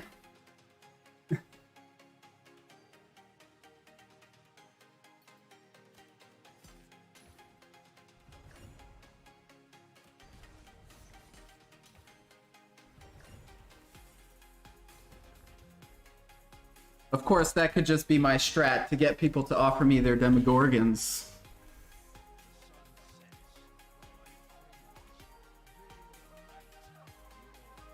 But I do like the GOAT. It is definitely my favorite card in the game. If you play it at the right time, like if it pops off, it is wonderful to behold. I guess it's not going to pop off, unfortunately. But he has to... Or is it? Why did he go... Okay, so, in my opinion, that was the wrong target. I could be wrong. Somehow I don't think so.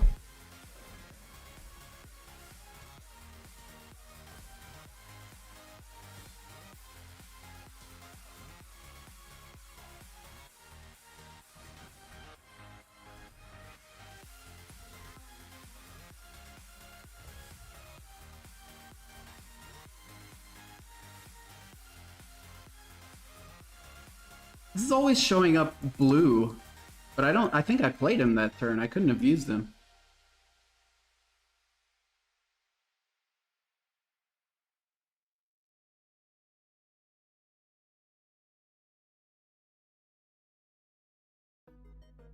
Has it ever, is it just me that this happens to, or is it a known bug? Or is it just my internet? But I've had quite a few times where it ropes all the way to the end and then just stays stuck there. And then if I wait like 5 minutes, it will show me the defeat. Is that like a known issue, or is it a problem with my internet?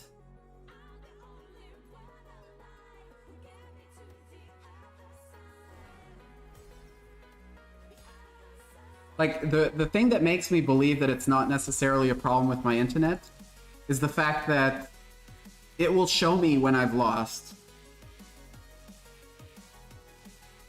So it's clearly connected to the game somehow. Like, when I've lost, it will show up defeat, and then I can see their board, actually, that they've played. I can see their board and my board, but only at the end.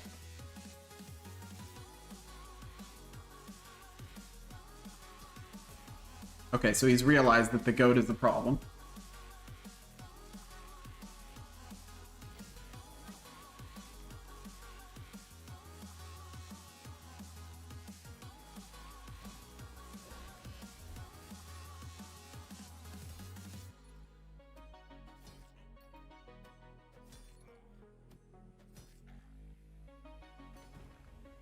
It's a known issue. Yeah. It happened to me right before the weekend. It was Friday morning for me, actually, and I had dropped out of Diamond, and I wanted to try and grind back to Diamond before the weekend. And I was almost there. I did manage to do it, but I lost 2 games in a row because of that. And they were both games that, well, one of them I was won. Like, one of them was on my turn. It wasn't on my turn, but the opposing player had played all his cards already. He had no mana left. And then that happened. And on my turn, I would have won, like I had lethal. So I lost that game. And then the other game, it wasn't as clear cut, but I was definitely ahead.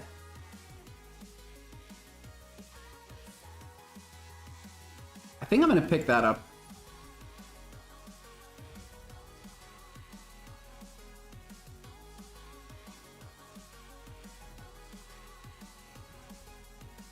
So what did he play here, actually? I didn't mean to end turn, but that's okay. Carnage Sweep, right. Okay. So... Oh, I do have lethal on the board. I was thinking that maybe I could tempt him not to try and clear the board again. But somehow I was thinking this was going to come out a 1-2. Because if this was a 1-2, he might play a creature or something, try to get some board, and then I have this in hand. But now I do have lethal on the board. But if he only manages to clear one of these, I have lethal anyway. Okay, what's this? I don't have Blitz, so that doesn't have Blitz, right? Okay. I do have Confused, though. That is a problem. I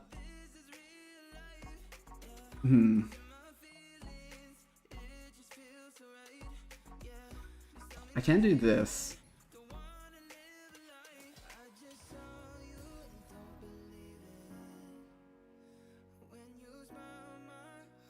Ugh, do I want to do this?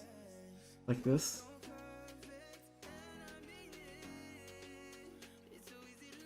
I just have to hit one of them.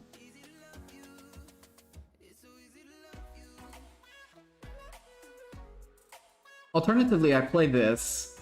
I think I'm gonna do this. I think this is safer.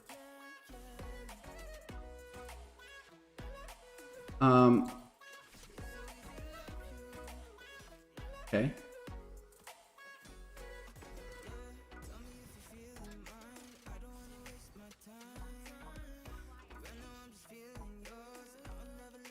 Yeah, I don't know if that was the best way to play that. How did I do that? I charged with Axewoman. Why am I looking at his void?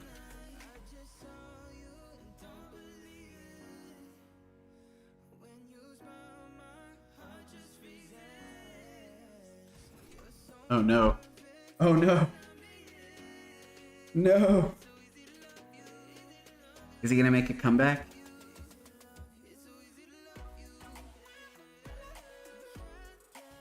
He can't hit me. He can't hit me.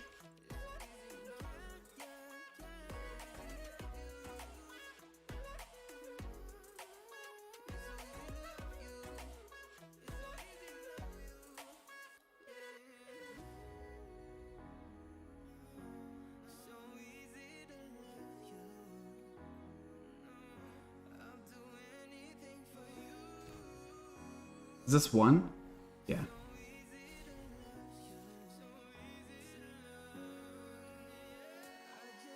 Okay, yeah, I guess I do this.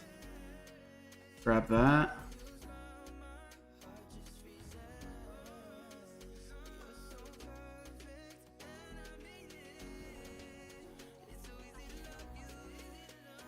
Okay. Does he have points still? So 7 mana. He can do a lot with 7 mana. He can put a giant... I mean, if he puts a Helion Elite out there, how do I deal with that? I don't.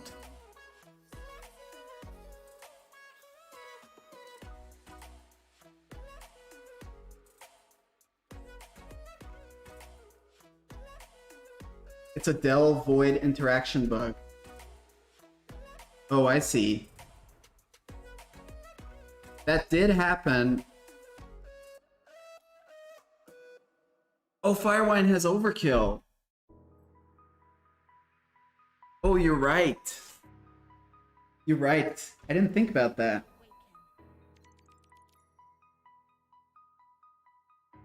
Right.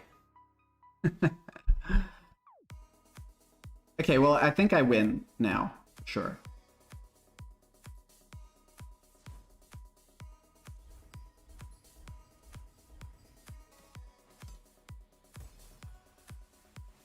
Yeah, you're right. I need to pay attention to that. I had a game the other day where I picked up Firewine from Dionysus or something, from one of the random, like Vines or Dionysus or something. And I had it in my hand. And I actually played it on stream, and then I realized it when I watched it back. I had a turn where I needed to clear the board, and I wasn't finding a way to clear the board. And so I ended up doing something, right? But then when I watched it back, I was like, I've got Firewine, and that would have done the job like perfectly. But I'm not used to playing that card. Like, I've never played. This is the first time that I put it in a deck. So I didn't even look at it. Like, even when I was playing, when I watched the stream back, I moused over the card, but I didn't read it. I just kind of moused over it and moved on to the next one.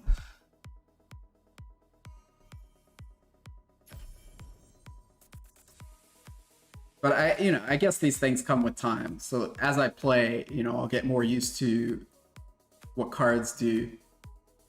I know what my deck does. The cards in my deck, I think I know pretty well what they do. And common cards that I see a lot. So cards that I see opponents play a lot. Ashtrick Implosion, stuff like that. I'm kind of getting to the point where I know to be careful for those cards. Even if I don't know the names of the cards, I know, like, okay, he's got that card that does this and this.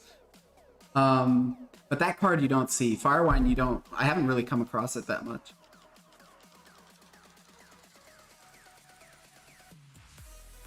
But yeah, the Delve Void interaction bug. Those games actually happen against Magic. I mean, it's not other gods also have Delve mechanic, but I seem to see it most when I play Magic players. I think. Yeah, Magic players like to delve, I don't know, spells and stuff.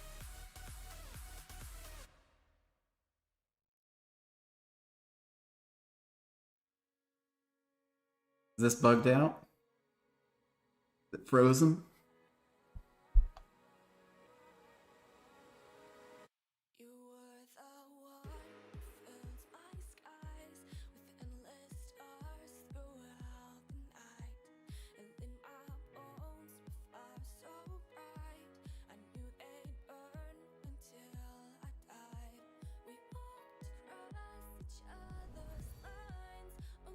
It says that it gives that warning, but I don't think it counts as a loss. Like, it's still showing me the last game.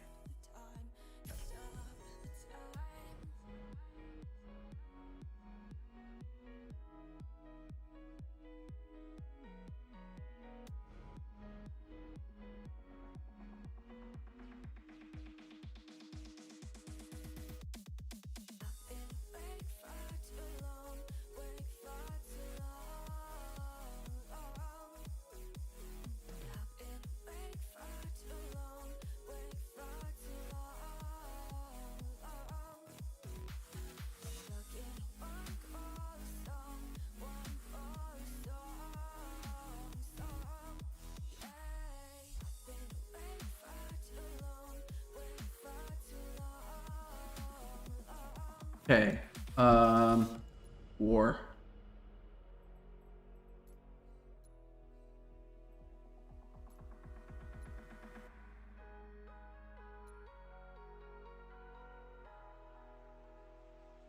Okay, so this is Onslaught. Is this gonna be a control deck of some kind?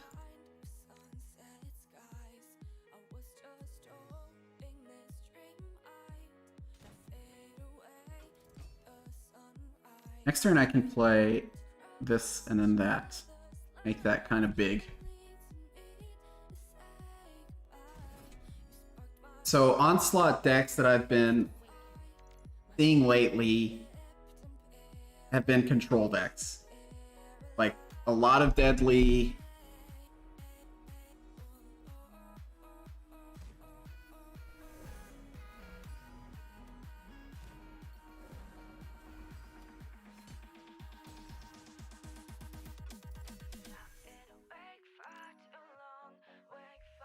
Yeah, this is actually I would like to try if this is assuming this is a control deck, and so far it seems to be a control deck. I'd like to try this deck.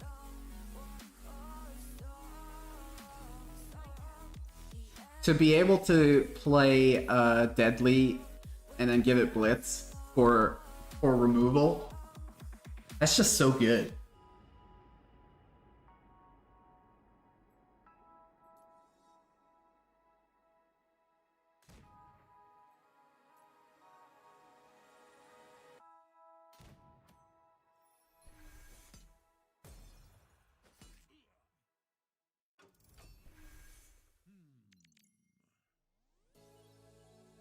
Big Back, how did you come across Gods Unchained?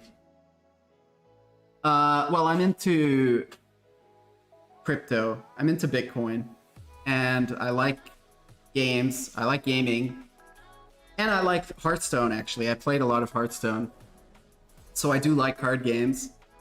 But I was basically looking for a crypto-based game that was good. There are a lot of crypto-based games, but it's a lot harder to find a good one. And I actually tried out a different card game before Gods Unchained. Onslaught was my first ever 20-win weekend ranked deck. Onslaught. I actually... Was it you? It was you. Was it... I was watching your stream where you were talking about bringing the Onslaught... the Onslaught back. Yeah, I remember that now. So you do play this. It seems very fun. I would like to try it. But yeah, I tried out a different game. What was it called? Splinterlands, I think. Splinterlands. That was also a card game, crypto-based card game. But I wasn't that impressed, to be honest. And then, you know, just searching, looking up, reading, you know, Reddit and forums and stuff. And then Gods Unchained kind of popped up. And when I checked it out, I was like, okay, this is a good game. It's very polished, which is a funny thing to say, considering it's beta still and it's full of bugs. But the concept and the gameplay and the, you know, bugs aside, the whole thing is just quite polished. Like I can see a finished game here. Like I'm happy to play this, even if it wasn't a crypto game. I'd be perfectly happy playing this.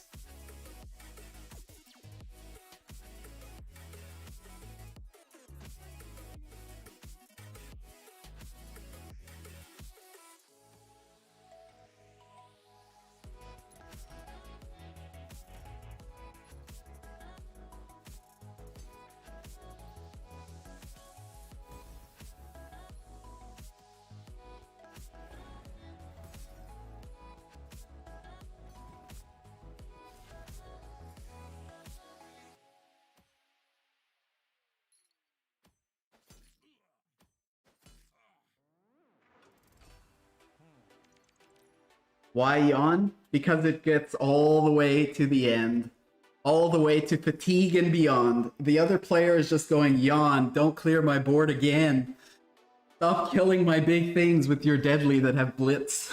I have a solid build now for it, but just can't get past the 75% win rate consistently. With my Enrage and Fluffy Animal Nature decks posting above 50%, I can't play Onslaught as much. Onslaught is the next name because some people think it's boring. Yeah, exactly. I don't think it's boring. I think it looks really fun, but I can understand how the person playing against you is gonna think it's boring. Like, why are you playing this?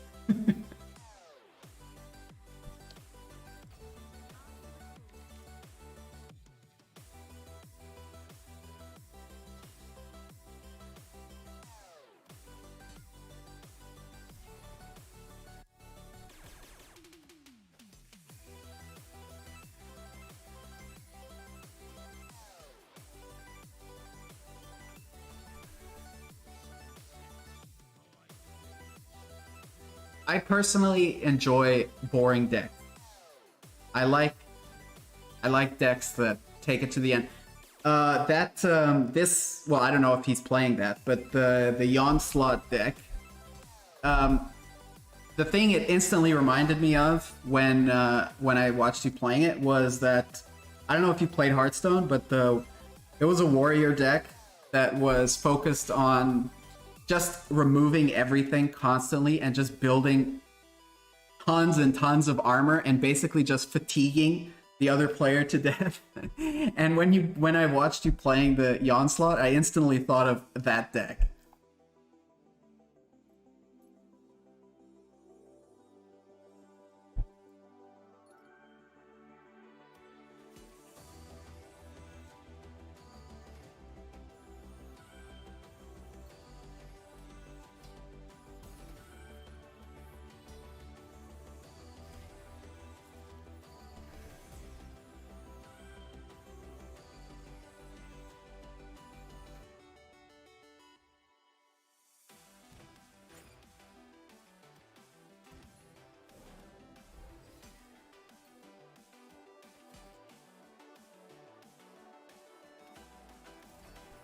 Fatigue Warrior, yeah. Yeah, I didn't play it that much. I mean, I've played it quite a bit, but over the years.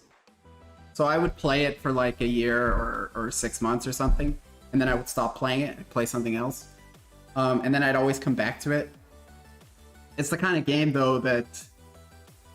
I mean, all these kinds of games. So this game will be the same. If you stop playing it, and then you come back to it, you have to basically learn everything all over again.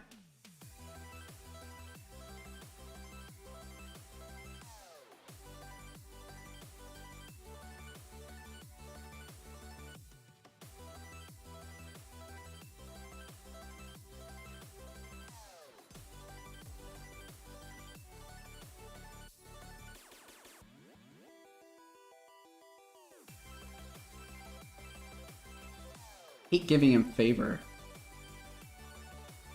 12.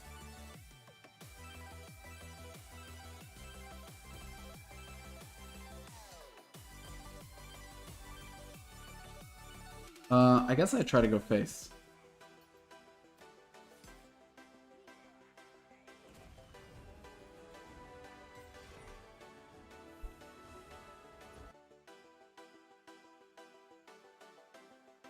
I enjoyed Hearthstone. It's a fun game to play for sure. But you have to spend consistently if you want to be competitive. There's no way that you can be... If you want to be competitive, you can't do that as free to play. You just can't. Another game that I played that was actually really good. It's a really good game, and it's also a lot more free to play friendly. Was Eternal card game, I think it's called. That one is a little bit, the mechanics are a little bit different from Hearthstone or Gods Unchained. I think it's a little bit more like Magic, although I've never played Magic. But I've watched people play it, and I think the mechanics are a little bit similar. So you can't, for example, you can't target the creatures directly. You always target face, and then your opponent decides if he wants to block.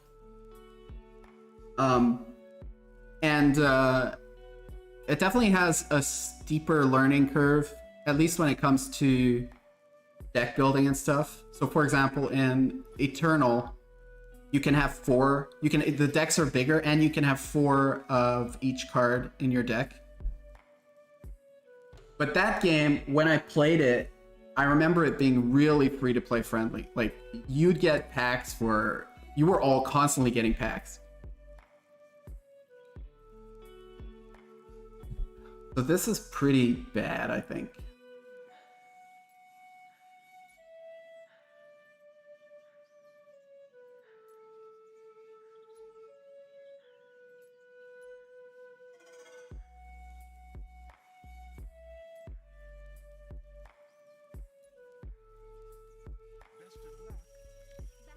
Okay, so this is good. I learned this today. Turn 1 combo. This is clutch against Magic for sure.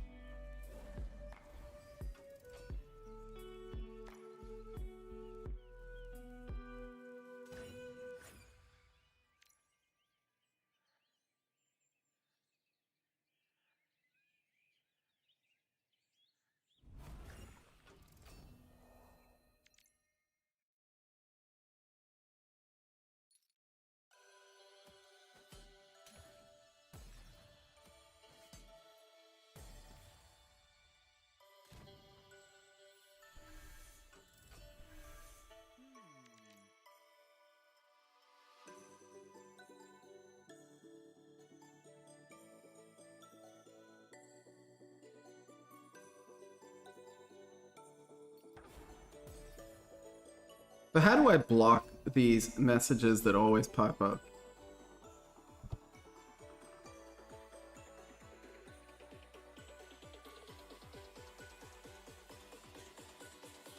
I think I can probably do it with Nightbot.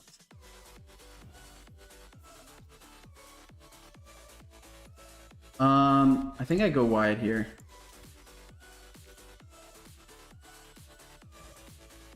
He's gonna keep putting shield. Still has a few turns before Ashok Implosion.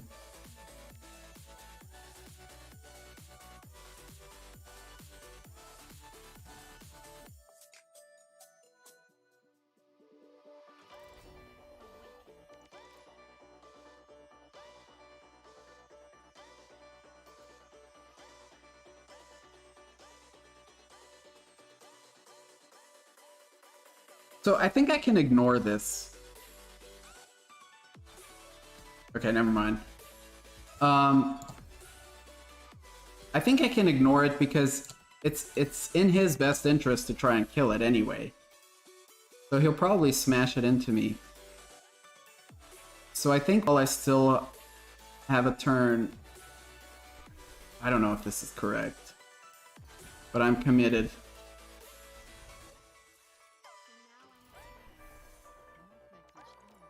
If you click on their name, you should have an option to ban them. The problem is, it's always somebody different. Ban. Okay. Well, that one's banned. I mean, I'm guessing it's a bot because it always... The message is always the same, but the user is always different. But I was looking here on Nightbot. There's an option here, blacklist words, phrases, so that maybe that could probably work. I'll have to look at that.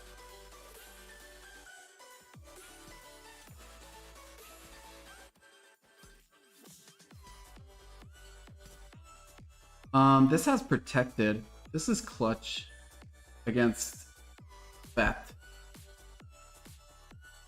I think I'll wait though. Although if he Ashok Implosions, he'll get. I think I'll get it now.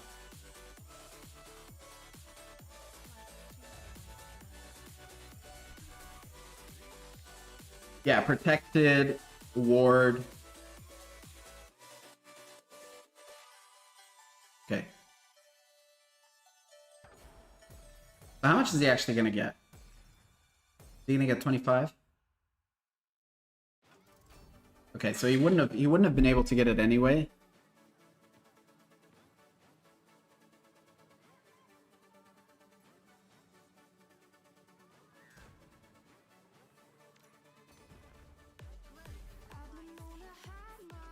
You want to use the second one?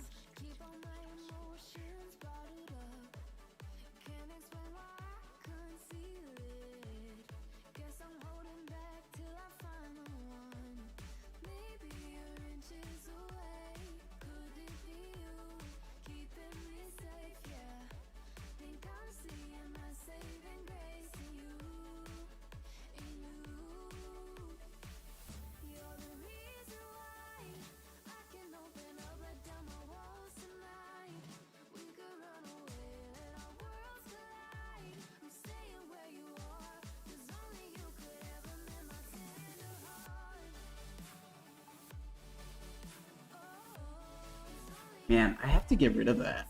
That's so annoying. Oh, and they could both miss. Okay.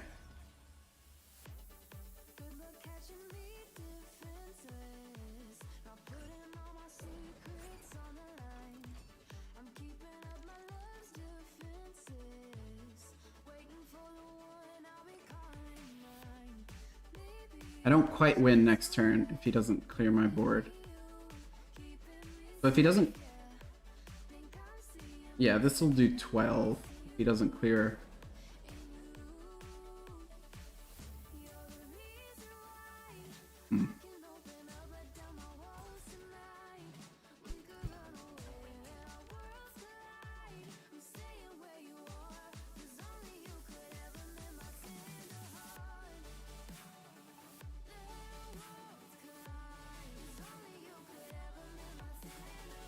I think I need to start going face. I'm concerned about doing this because he might play... He could play something big next turn.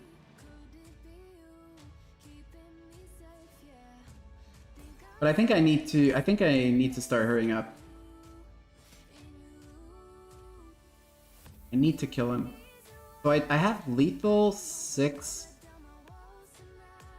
No, I'm 1 short of lethal. Unless I get fire wine. Okay, now I don't have anything. Oh, plus that can heal.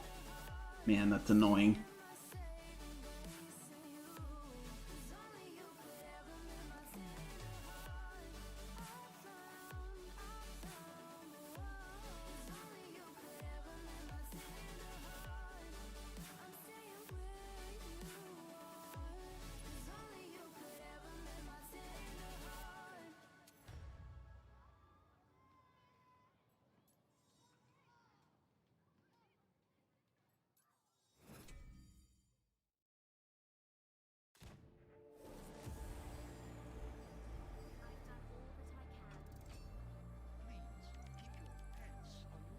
So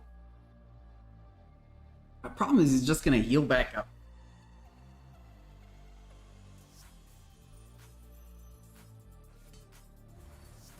I can kill him now with this. I mean, I can kill the Demogorgon.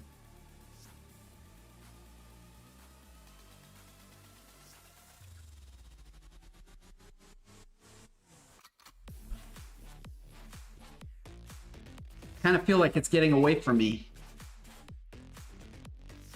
He has too many options here.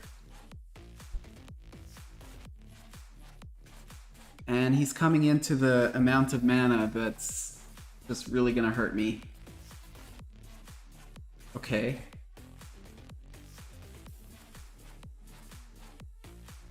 Are you gonna play it? Is he gonna heal the Demogorgon? That's what I would do. Oh, that's annoying. Oh man. Like, I have to clear the board. Okay, that's a good card. Can't play it with that.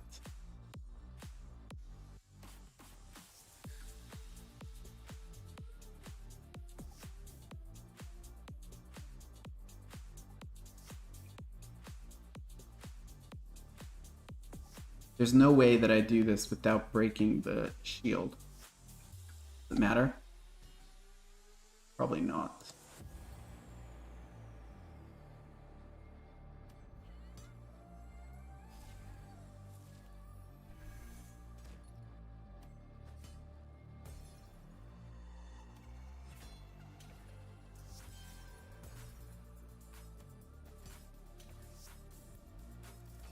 So, Astric Implosion? I mean, if he's got it, he'll play it here for sure, right?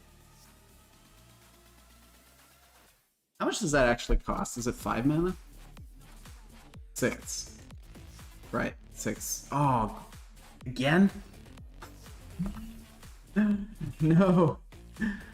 No. It's running away from us.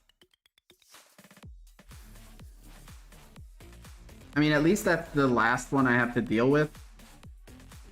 God, if I play this and he Astric Implosions.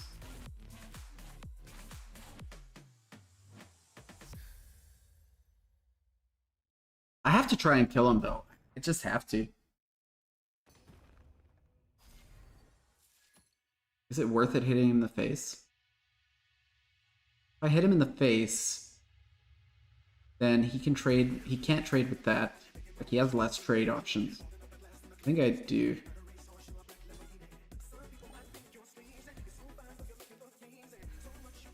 Like, Astric Implosion. I'm basically hoping he doesn't have Astric Implosion. But I think I have to do this. I think it's like 8 mana. It's at that point where I either win or I lose.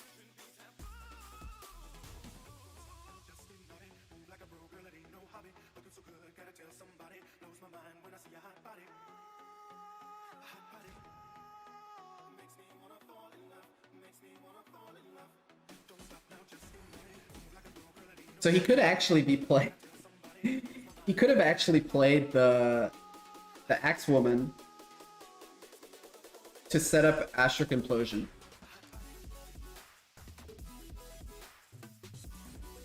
No, it wouldn't have quite worked. It wouldn't have quite worked. Like, I would have at something on the board still.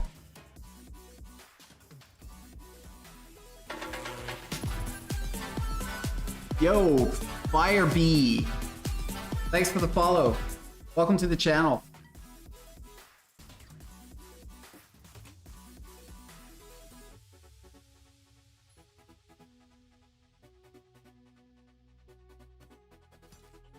Oh, come on, guys.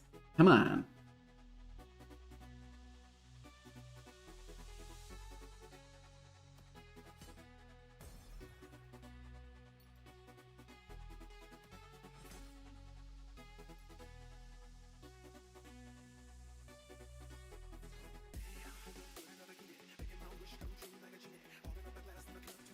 Demogorgon?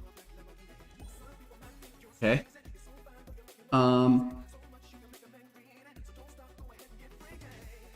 I could play this.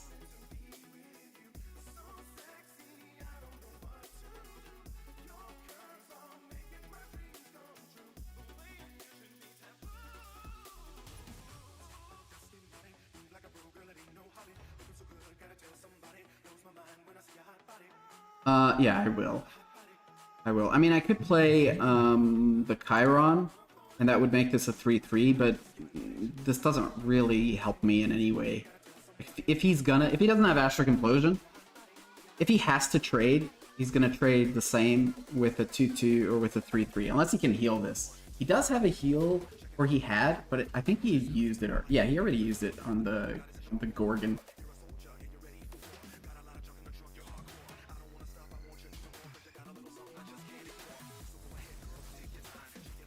Okay. Oh. Okay, so that's 11. Yeah, we got this. We got this. We totally got this.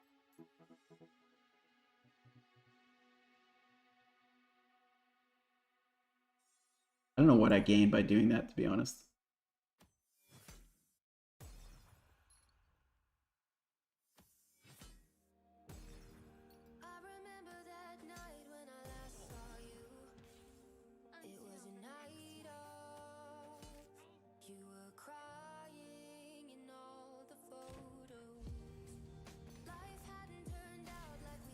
Do we just go all in? I mean, he hasn't played Astric Implosion, so either he's just being super patient, holding it in his hand, which is possible, or he doesn't have it, or he top decked it now.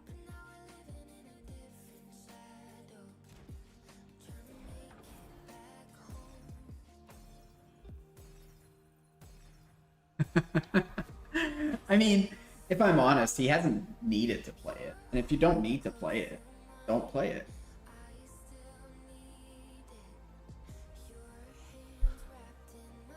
Deal 3 damage to each enemy character, 4C3.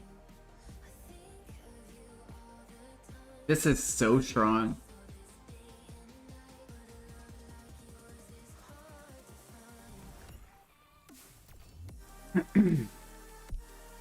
If this was deal 3 damage to all enemy characters 4C3, if it was a spell that did deal 3 damage to each enemy character in 4C3 for 7 mana, I think that would be pretty strong already.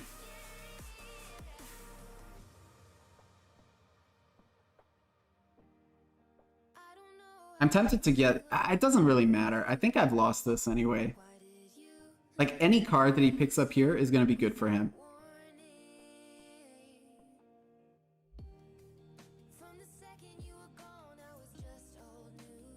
I'm going to grab that, though. Worst case scenario, or maybe best case scenario, I draw 2 cards.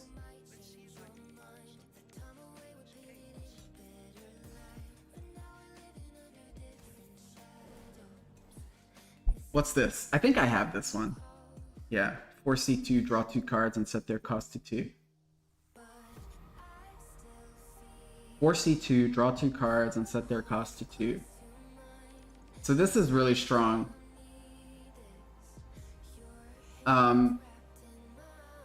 I made a deck like in the first few days that I started playing Gods Unchained. Oh man, I can't deal with that without getting rid of my goat. And even then, he could miss. I made a deck with this legendary in it. I think this was like one of the first legendaries that I picked up. And oh come on, goat. The idea of it was basically I put those two cards in. I forget what they're called. The ones that can do 6 damage to face. And I put those two cards in, and I put this one in. And my idea was basically try and get those two cards at 2 mana. And then just, you know, when he's down to half health or something, just kill him in 1 turn.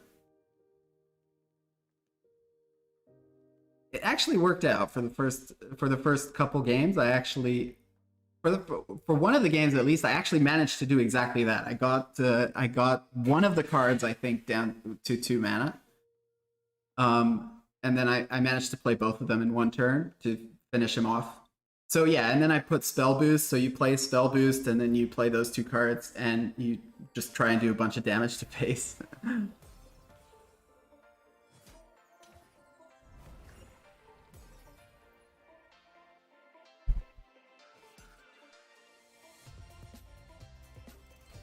This card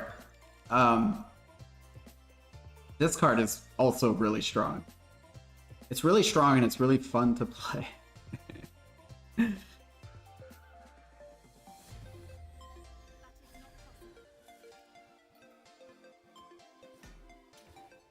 Oh, come on. Okay. All right. GG.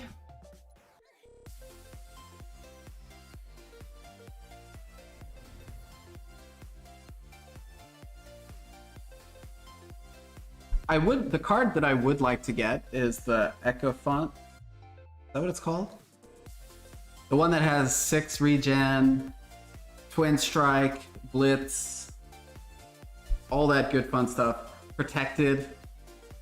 I played the other night, was it Thursday? Thursday night I was playing. And I was already kind of tilting because I was losing quite a few games. And then I was close to 100, to level 100, and you know, I wanted that legendary pack, so I kept playing. Just kept pushing to get to level 100. I stayed up quite late. Like, I had to work the next day, but I was up quite late, just trying to push to 100. Tilting, tired. So I get to level 100, and I'm like, okay, at least I'm gonna get a legendary. 90% vegan. Welcome to the channel. I got you, Nightbot. Welcome to the channel. Hope you're enjoying it. Kind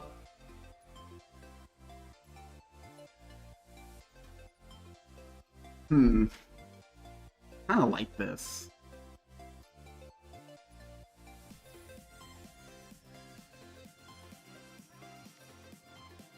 This is okay, I guess. So I finally get to level 100. I'm like, okay, I'm tired. Tired as fuck. I'm tilted. Let's open this legendary pack. Give me something good. And I get Thalia. My third... So now I have 3 Thalias, which is... Now, I don't know all the legendaries in the game, but of the ones that I do know, that one is definitely the worst. So I was definitely tilted after that. I was like, fuck this game. I quit. Never again. And then I went to sleep and I was fine next morning.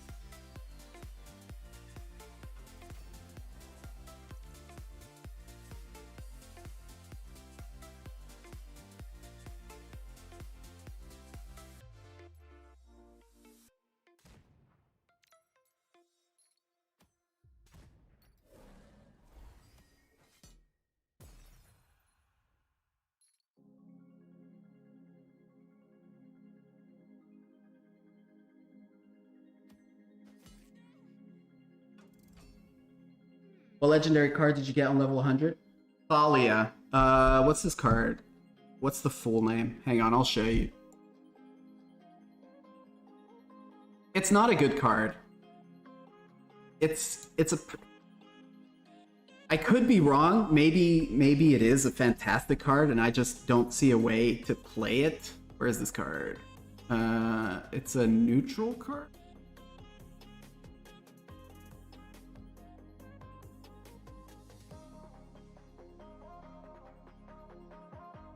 Nope. Is it light?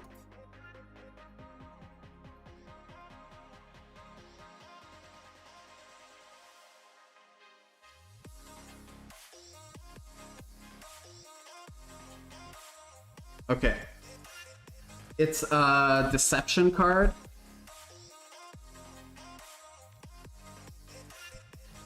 And it's called Thalia Shaurite Temptress. It is this card. This one right here. So the text is, pull any cards in your opponent's hand that cost 2 or less onto the bottom of their deck. 3 Thalia is really bad luck. Yeah. So, like, the text is good, but not for 7 mana.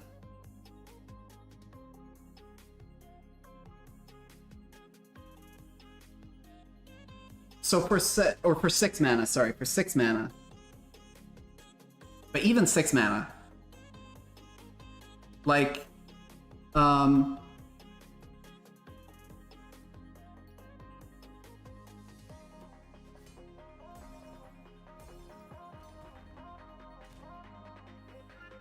so the way I see it is that if you if you're at 6 mana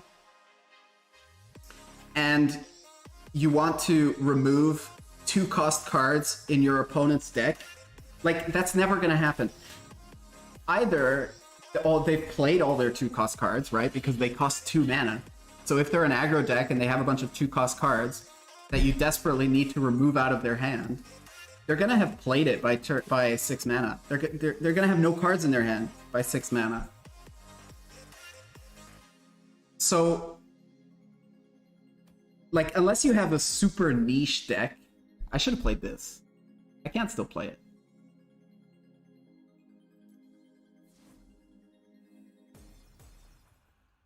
Unless the meta is very specific and your deck is specifically targeting certain cards that are very prominent in the meta, I don't see how that card is useful. I could be wrong. And if I'm wrong, at least I have 3 of them. But I don't think I'm wrong.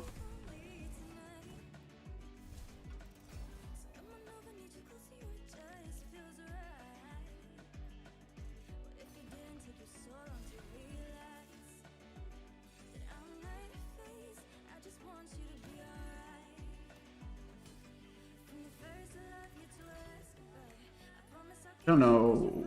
Like, my other alternative was to just play the Rhino. Might have been better.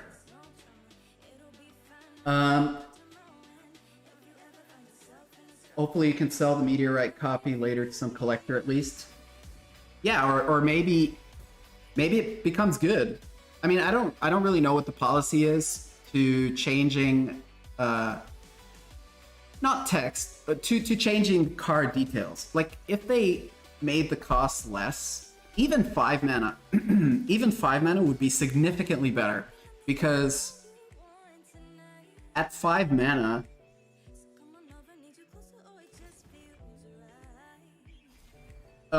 you get to 5 mana in 5 turns, right? Assuming you don't use your coin, you get to 5 mana in 5 turns, whereas you get to 6 mana in 7 turns. So going from 6 mana to 5 mana is actually quite a good buff.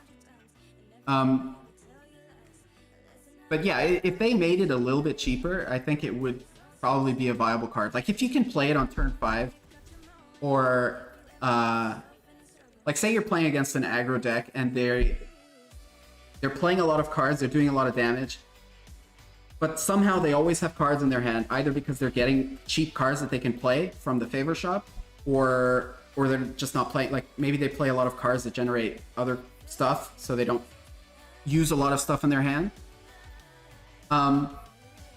then yeah, it could be a clutch card, like to play at turn 5 or something when things are getting like tough.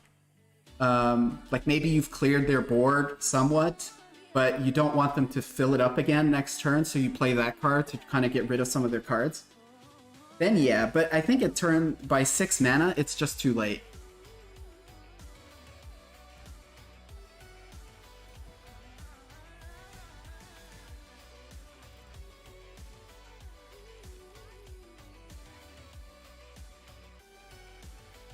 Yeah, no way to ramp into it with that god, lol.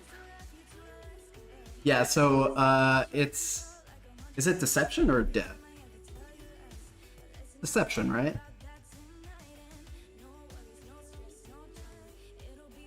Yeah. Yeah, so yeah, it's Deception. How does this guy keep clearing my deck? I'm not paying attention to what he's doing, and somehow my deck... I'm just playing cards, and somehow they're just not there when it comes around to my turn. And this is... That's just flank. Okay, that's not necessarily a problem.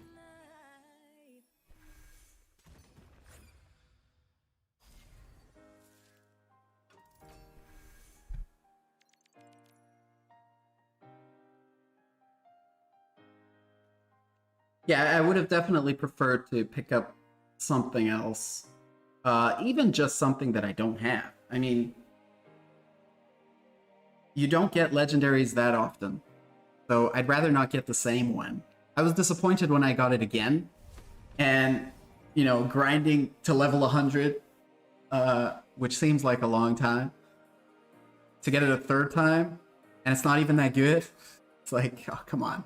Come on, game. Why you be hating?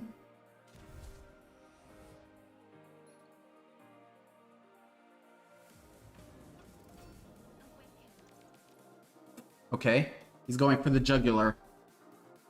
Maybe this will draw your attention away.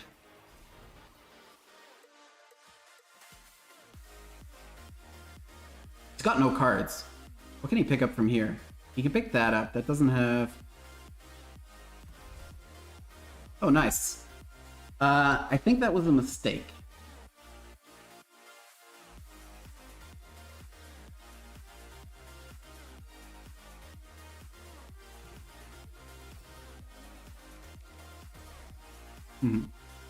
God, I love this card so much. This is the best card. The best. So if I play this, everything will get +2. I could try to whack that into that.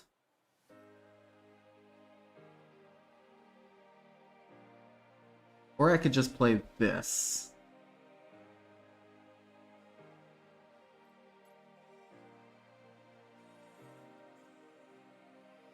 I have to kill this.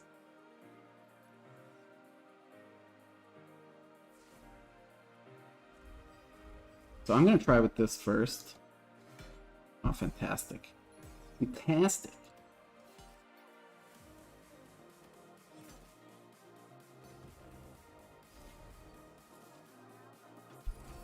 Maybe I got this?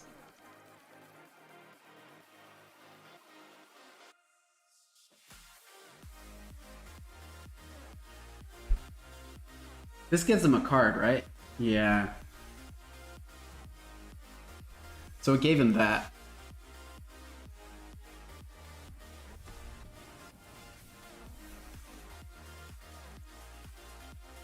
That's funny.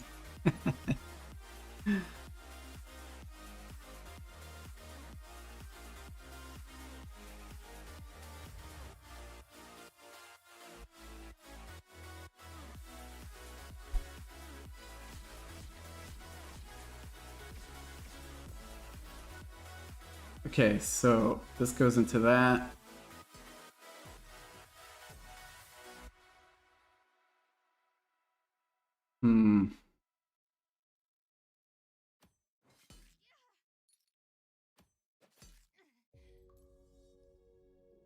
Wait.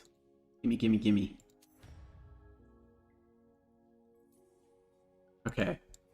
I think we got this. I think we got this. He's out of steam. Got no favor. Got no cards. He's got a concede button. Okay. Oh, right. He's got that. I don't think that's enough, though. Ooh, he's got that, too. Crap. How do you get 3 cards? Oh, right, because this... Oh, I have to get rid of that.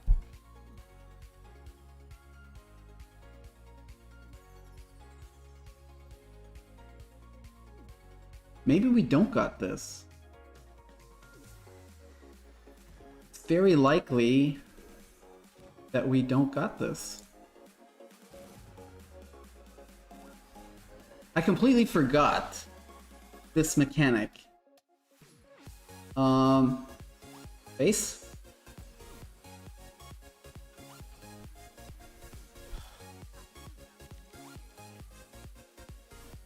I thought he conceded for a second there. Hopefully you get the Ekpon at level 125. I wish I could get Sterius. I don't think I know that card.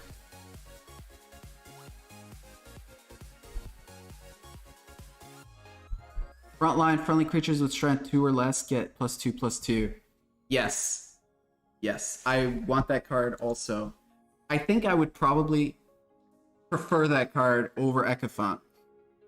I've forgotten about it, but if I opened a legendary pack and that card was in it, I'd be like, oh yes, yes, yes, I want this.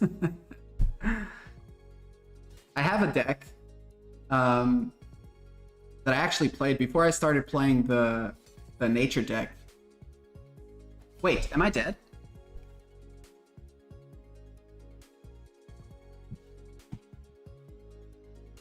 Does this have God Blitz? No. How am I dead? I'm not dead, right? He already hit with that. Oh, he picked this up for me. Right, okay, so I'm not dead yet. I could be dead next turn, though.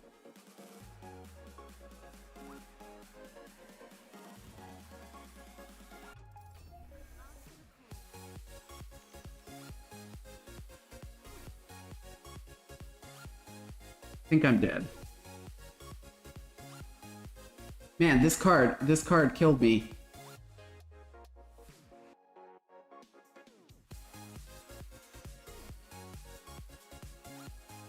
Yeah, I have no way to clear this because I need at least 2 creatures to kill that. And this can't attack. I can't get anything from the favor shop. If I hit face 3 times... This doesn't have God Blitz, no. Can I grab that? I doubt it. So that would be 9. So 9 plus 15 is 24. I can grab that. That doesn't really help me. Unless I draw into something after killing my creatures.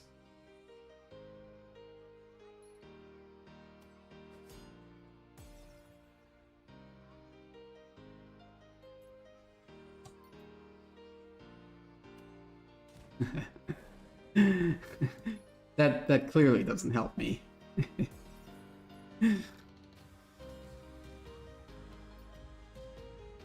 Damn you, card.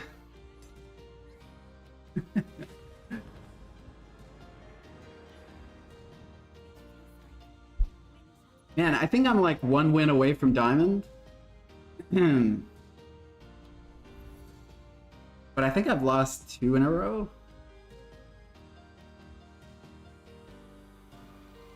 Maybe 2 wins.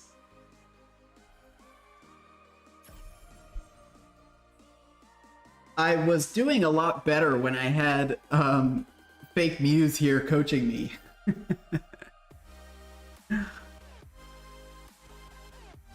No, but I definitely retained a lot of those ideas.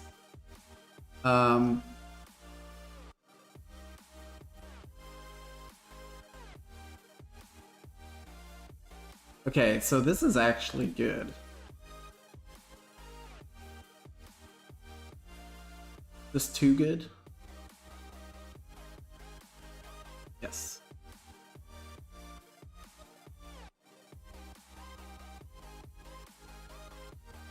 I am tempted to keep this, actually. I think I will.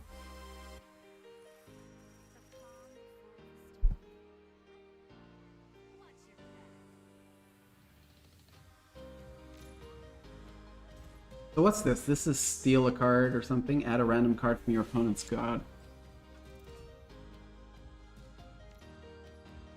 I really wanted to try and make diamond, but I am gonna have to stop soon.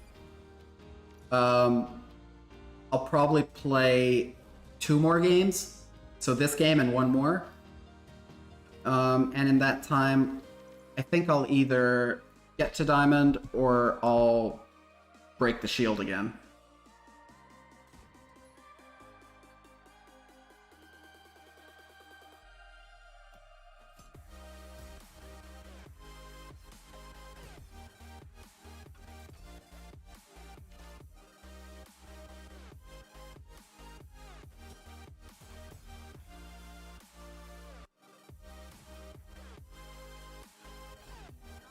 This card is annoying.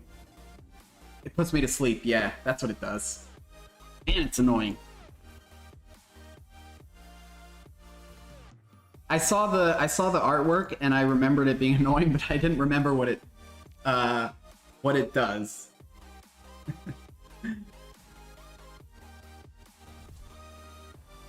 Ooh, I have the medicine.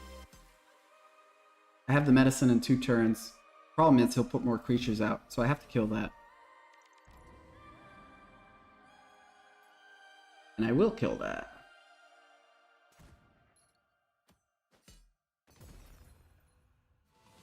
So hopefully he doesn't put...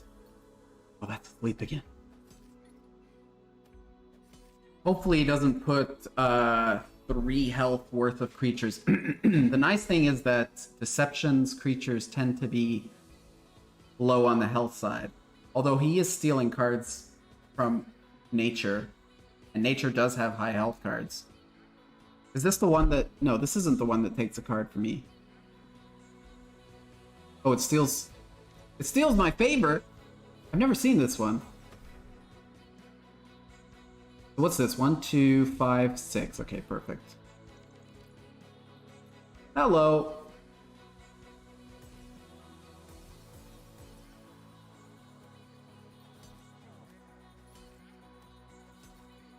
You know what? This is gonna be clutch for when the other one arrives. And now he knows that I've got it. So he's gonna... He might play too cautiously. Hit my broccoli. Not my broccoli.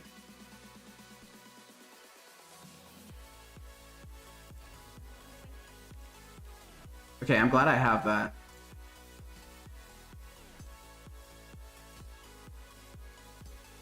Ooh. Ooh. Gimme, gimme.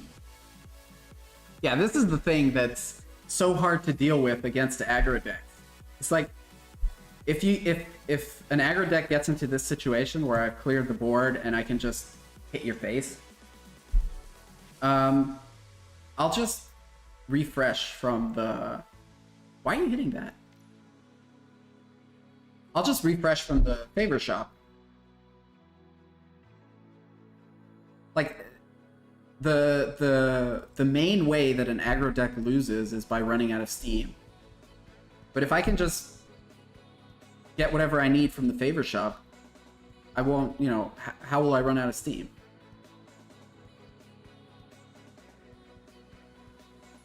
Face? Face? Fine.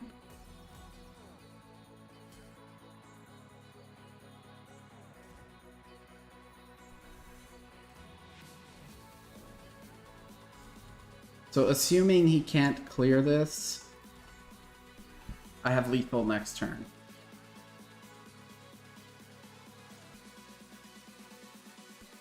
Oh! No! I forgot about that. They always have that. They always have it when you don't want them to have it. Hit my face with your weapon. Perfect.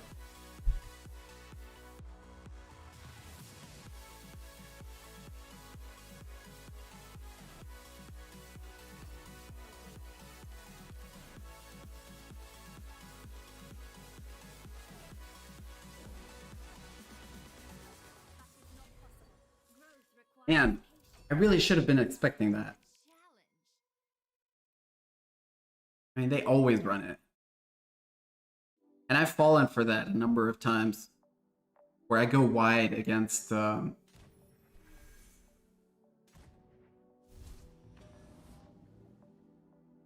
shit, what's this do? Is this going to be growing every turn?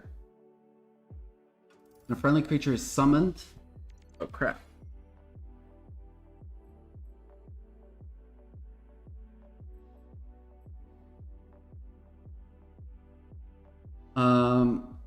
Do I care? So this only does it to the enemy creatures. So I need to be careful about going too wide again.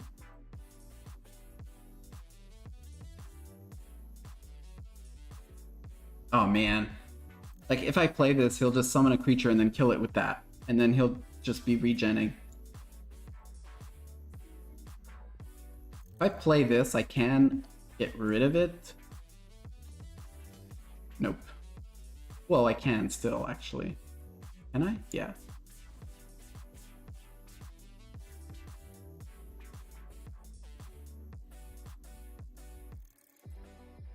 Do I want that? Not sure what else I would want. Give me something else. Oh no! I took too long! No! Oh man. Can't be indecisive. What's this? Destroy all cards in your deck with cost 2 or less. Oh no.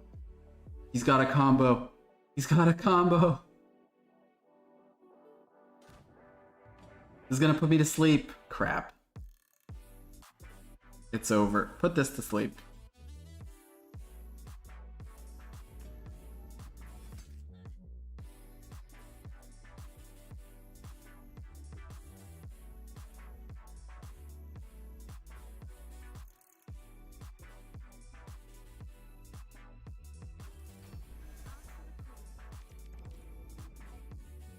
Okay, it doesn't make a difference though. Well, I mean, I can deal with that.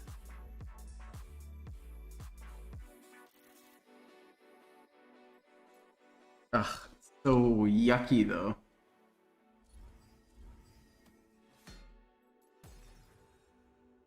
Oh, you know what? I should have played this first because of the overkill. It's still not ingrained in my mind that that card has overkill.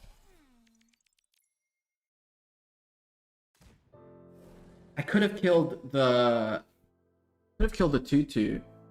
I mean, I could have not killed the 2/2, but it could have happened.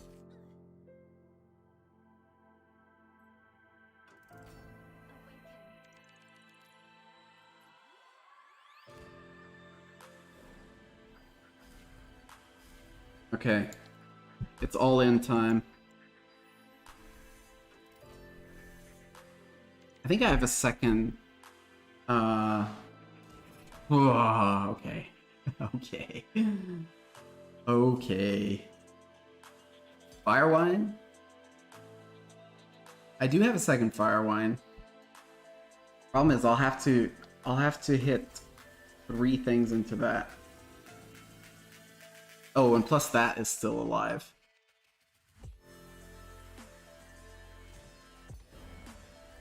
Yeah. It's over.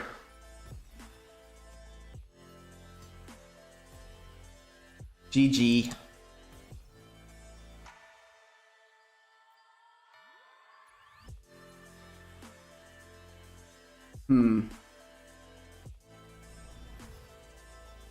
Did I drop down now? Or do I have one more game? It seems like I should have, or maybe like once you hit this level, you get one less shot. All right, I'm gonna end the stream there. Thanks for joining. That was fun. I had fun. I hope you guys enjoyed it. It was definitely nice chatting and having you guys here. And yeah, I'll catch you guys tomorrow, maybe. I'll probably stream tomorrow. Yeah, I'll see.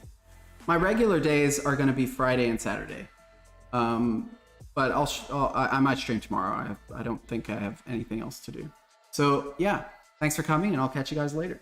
Cheers.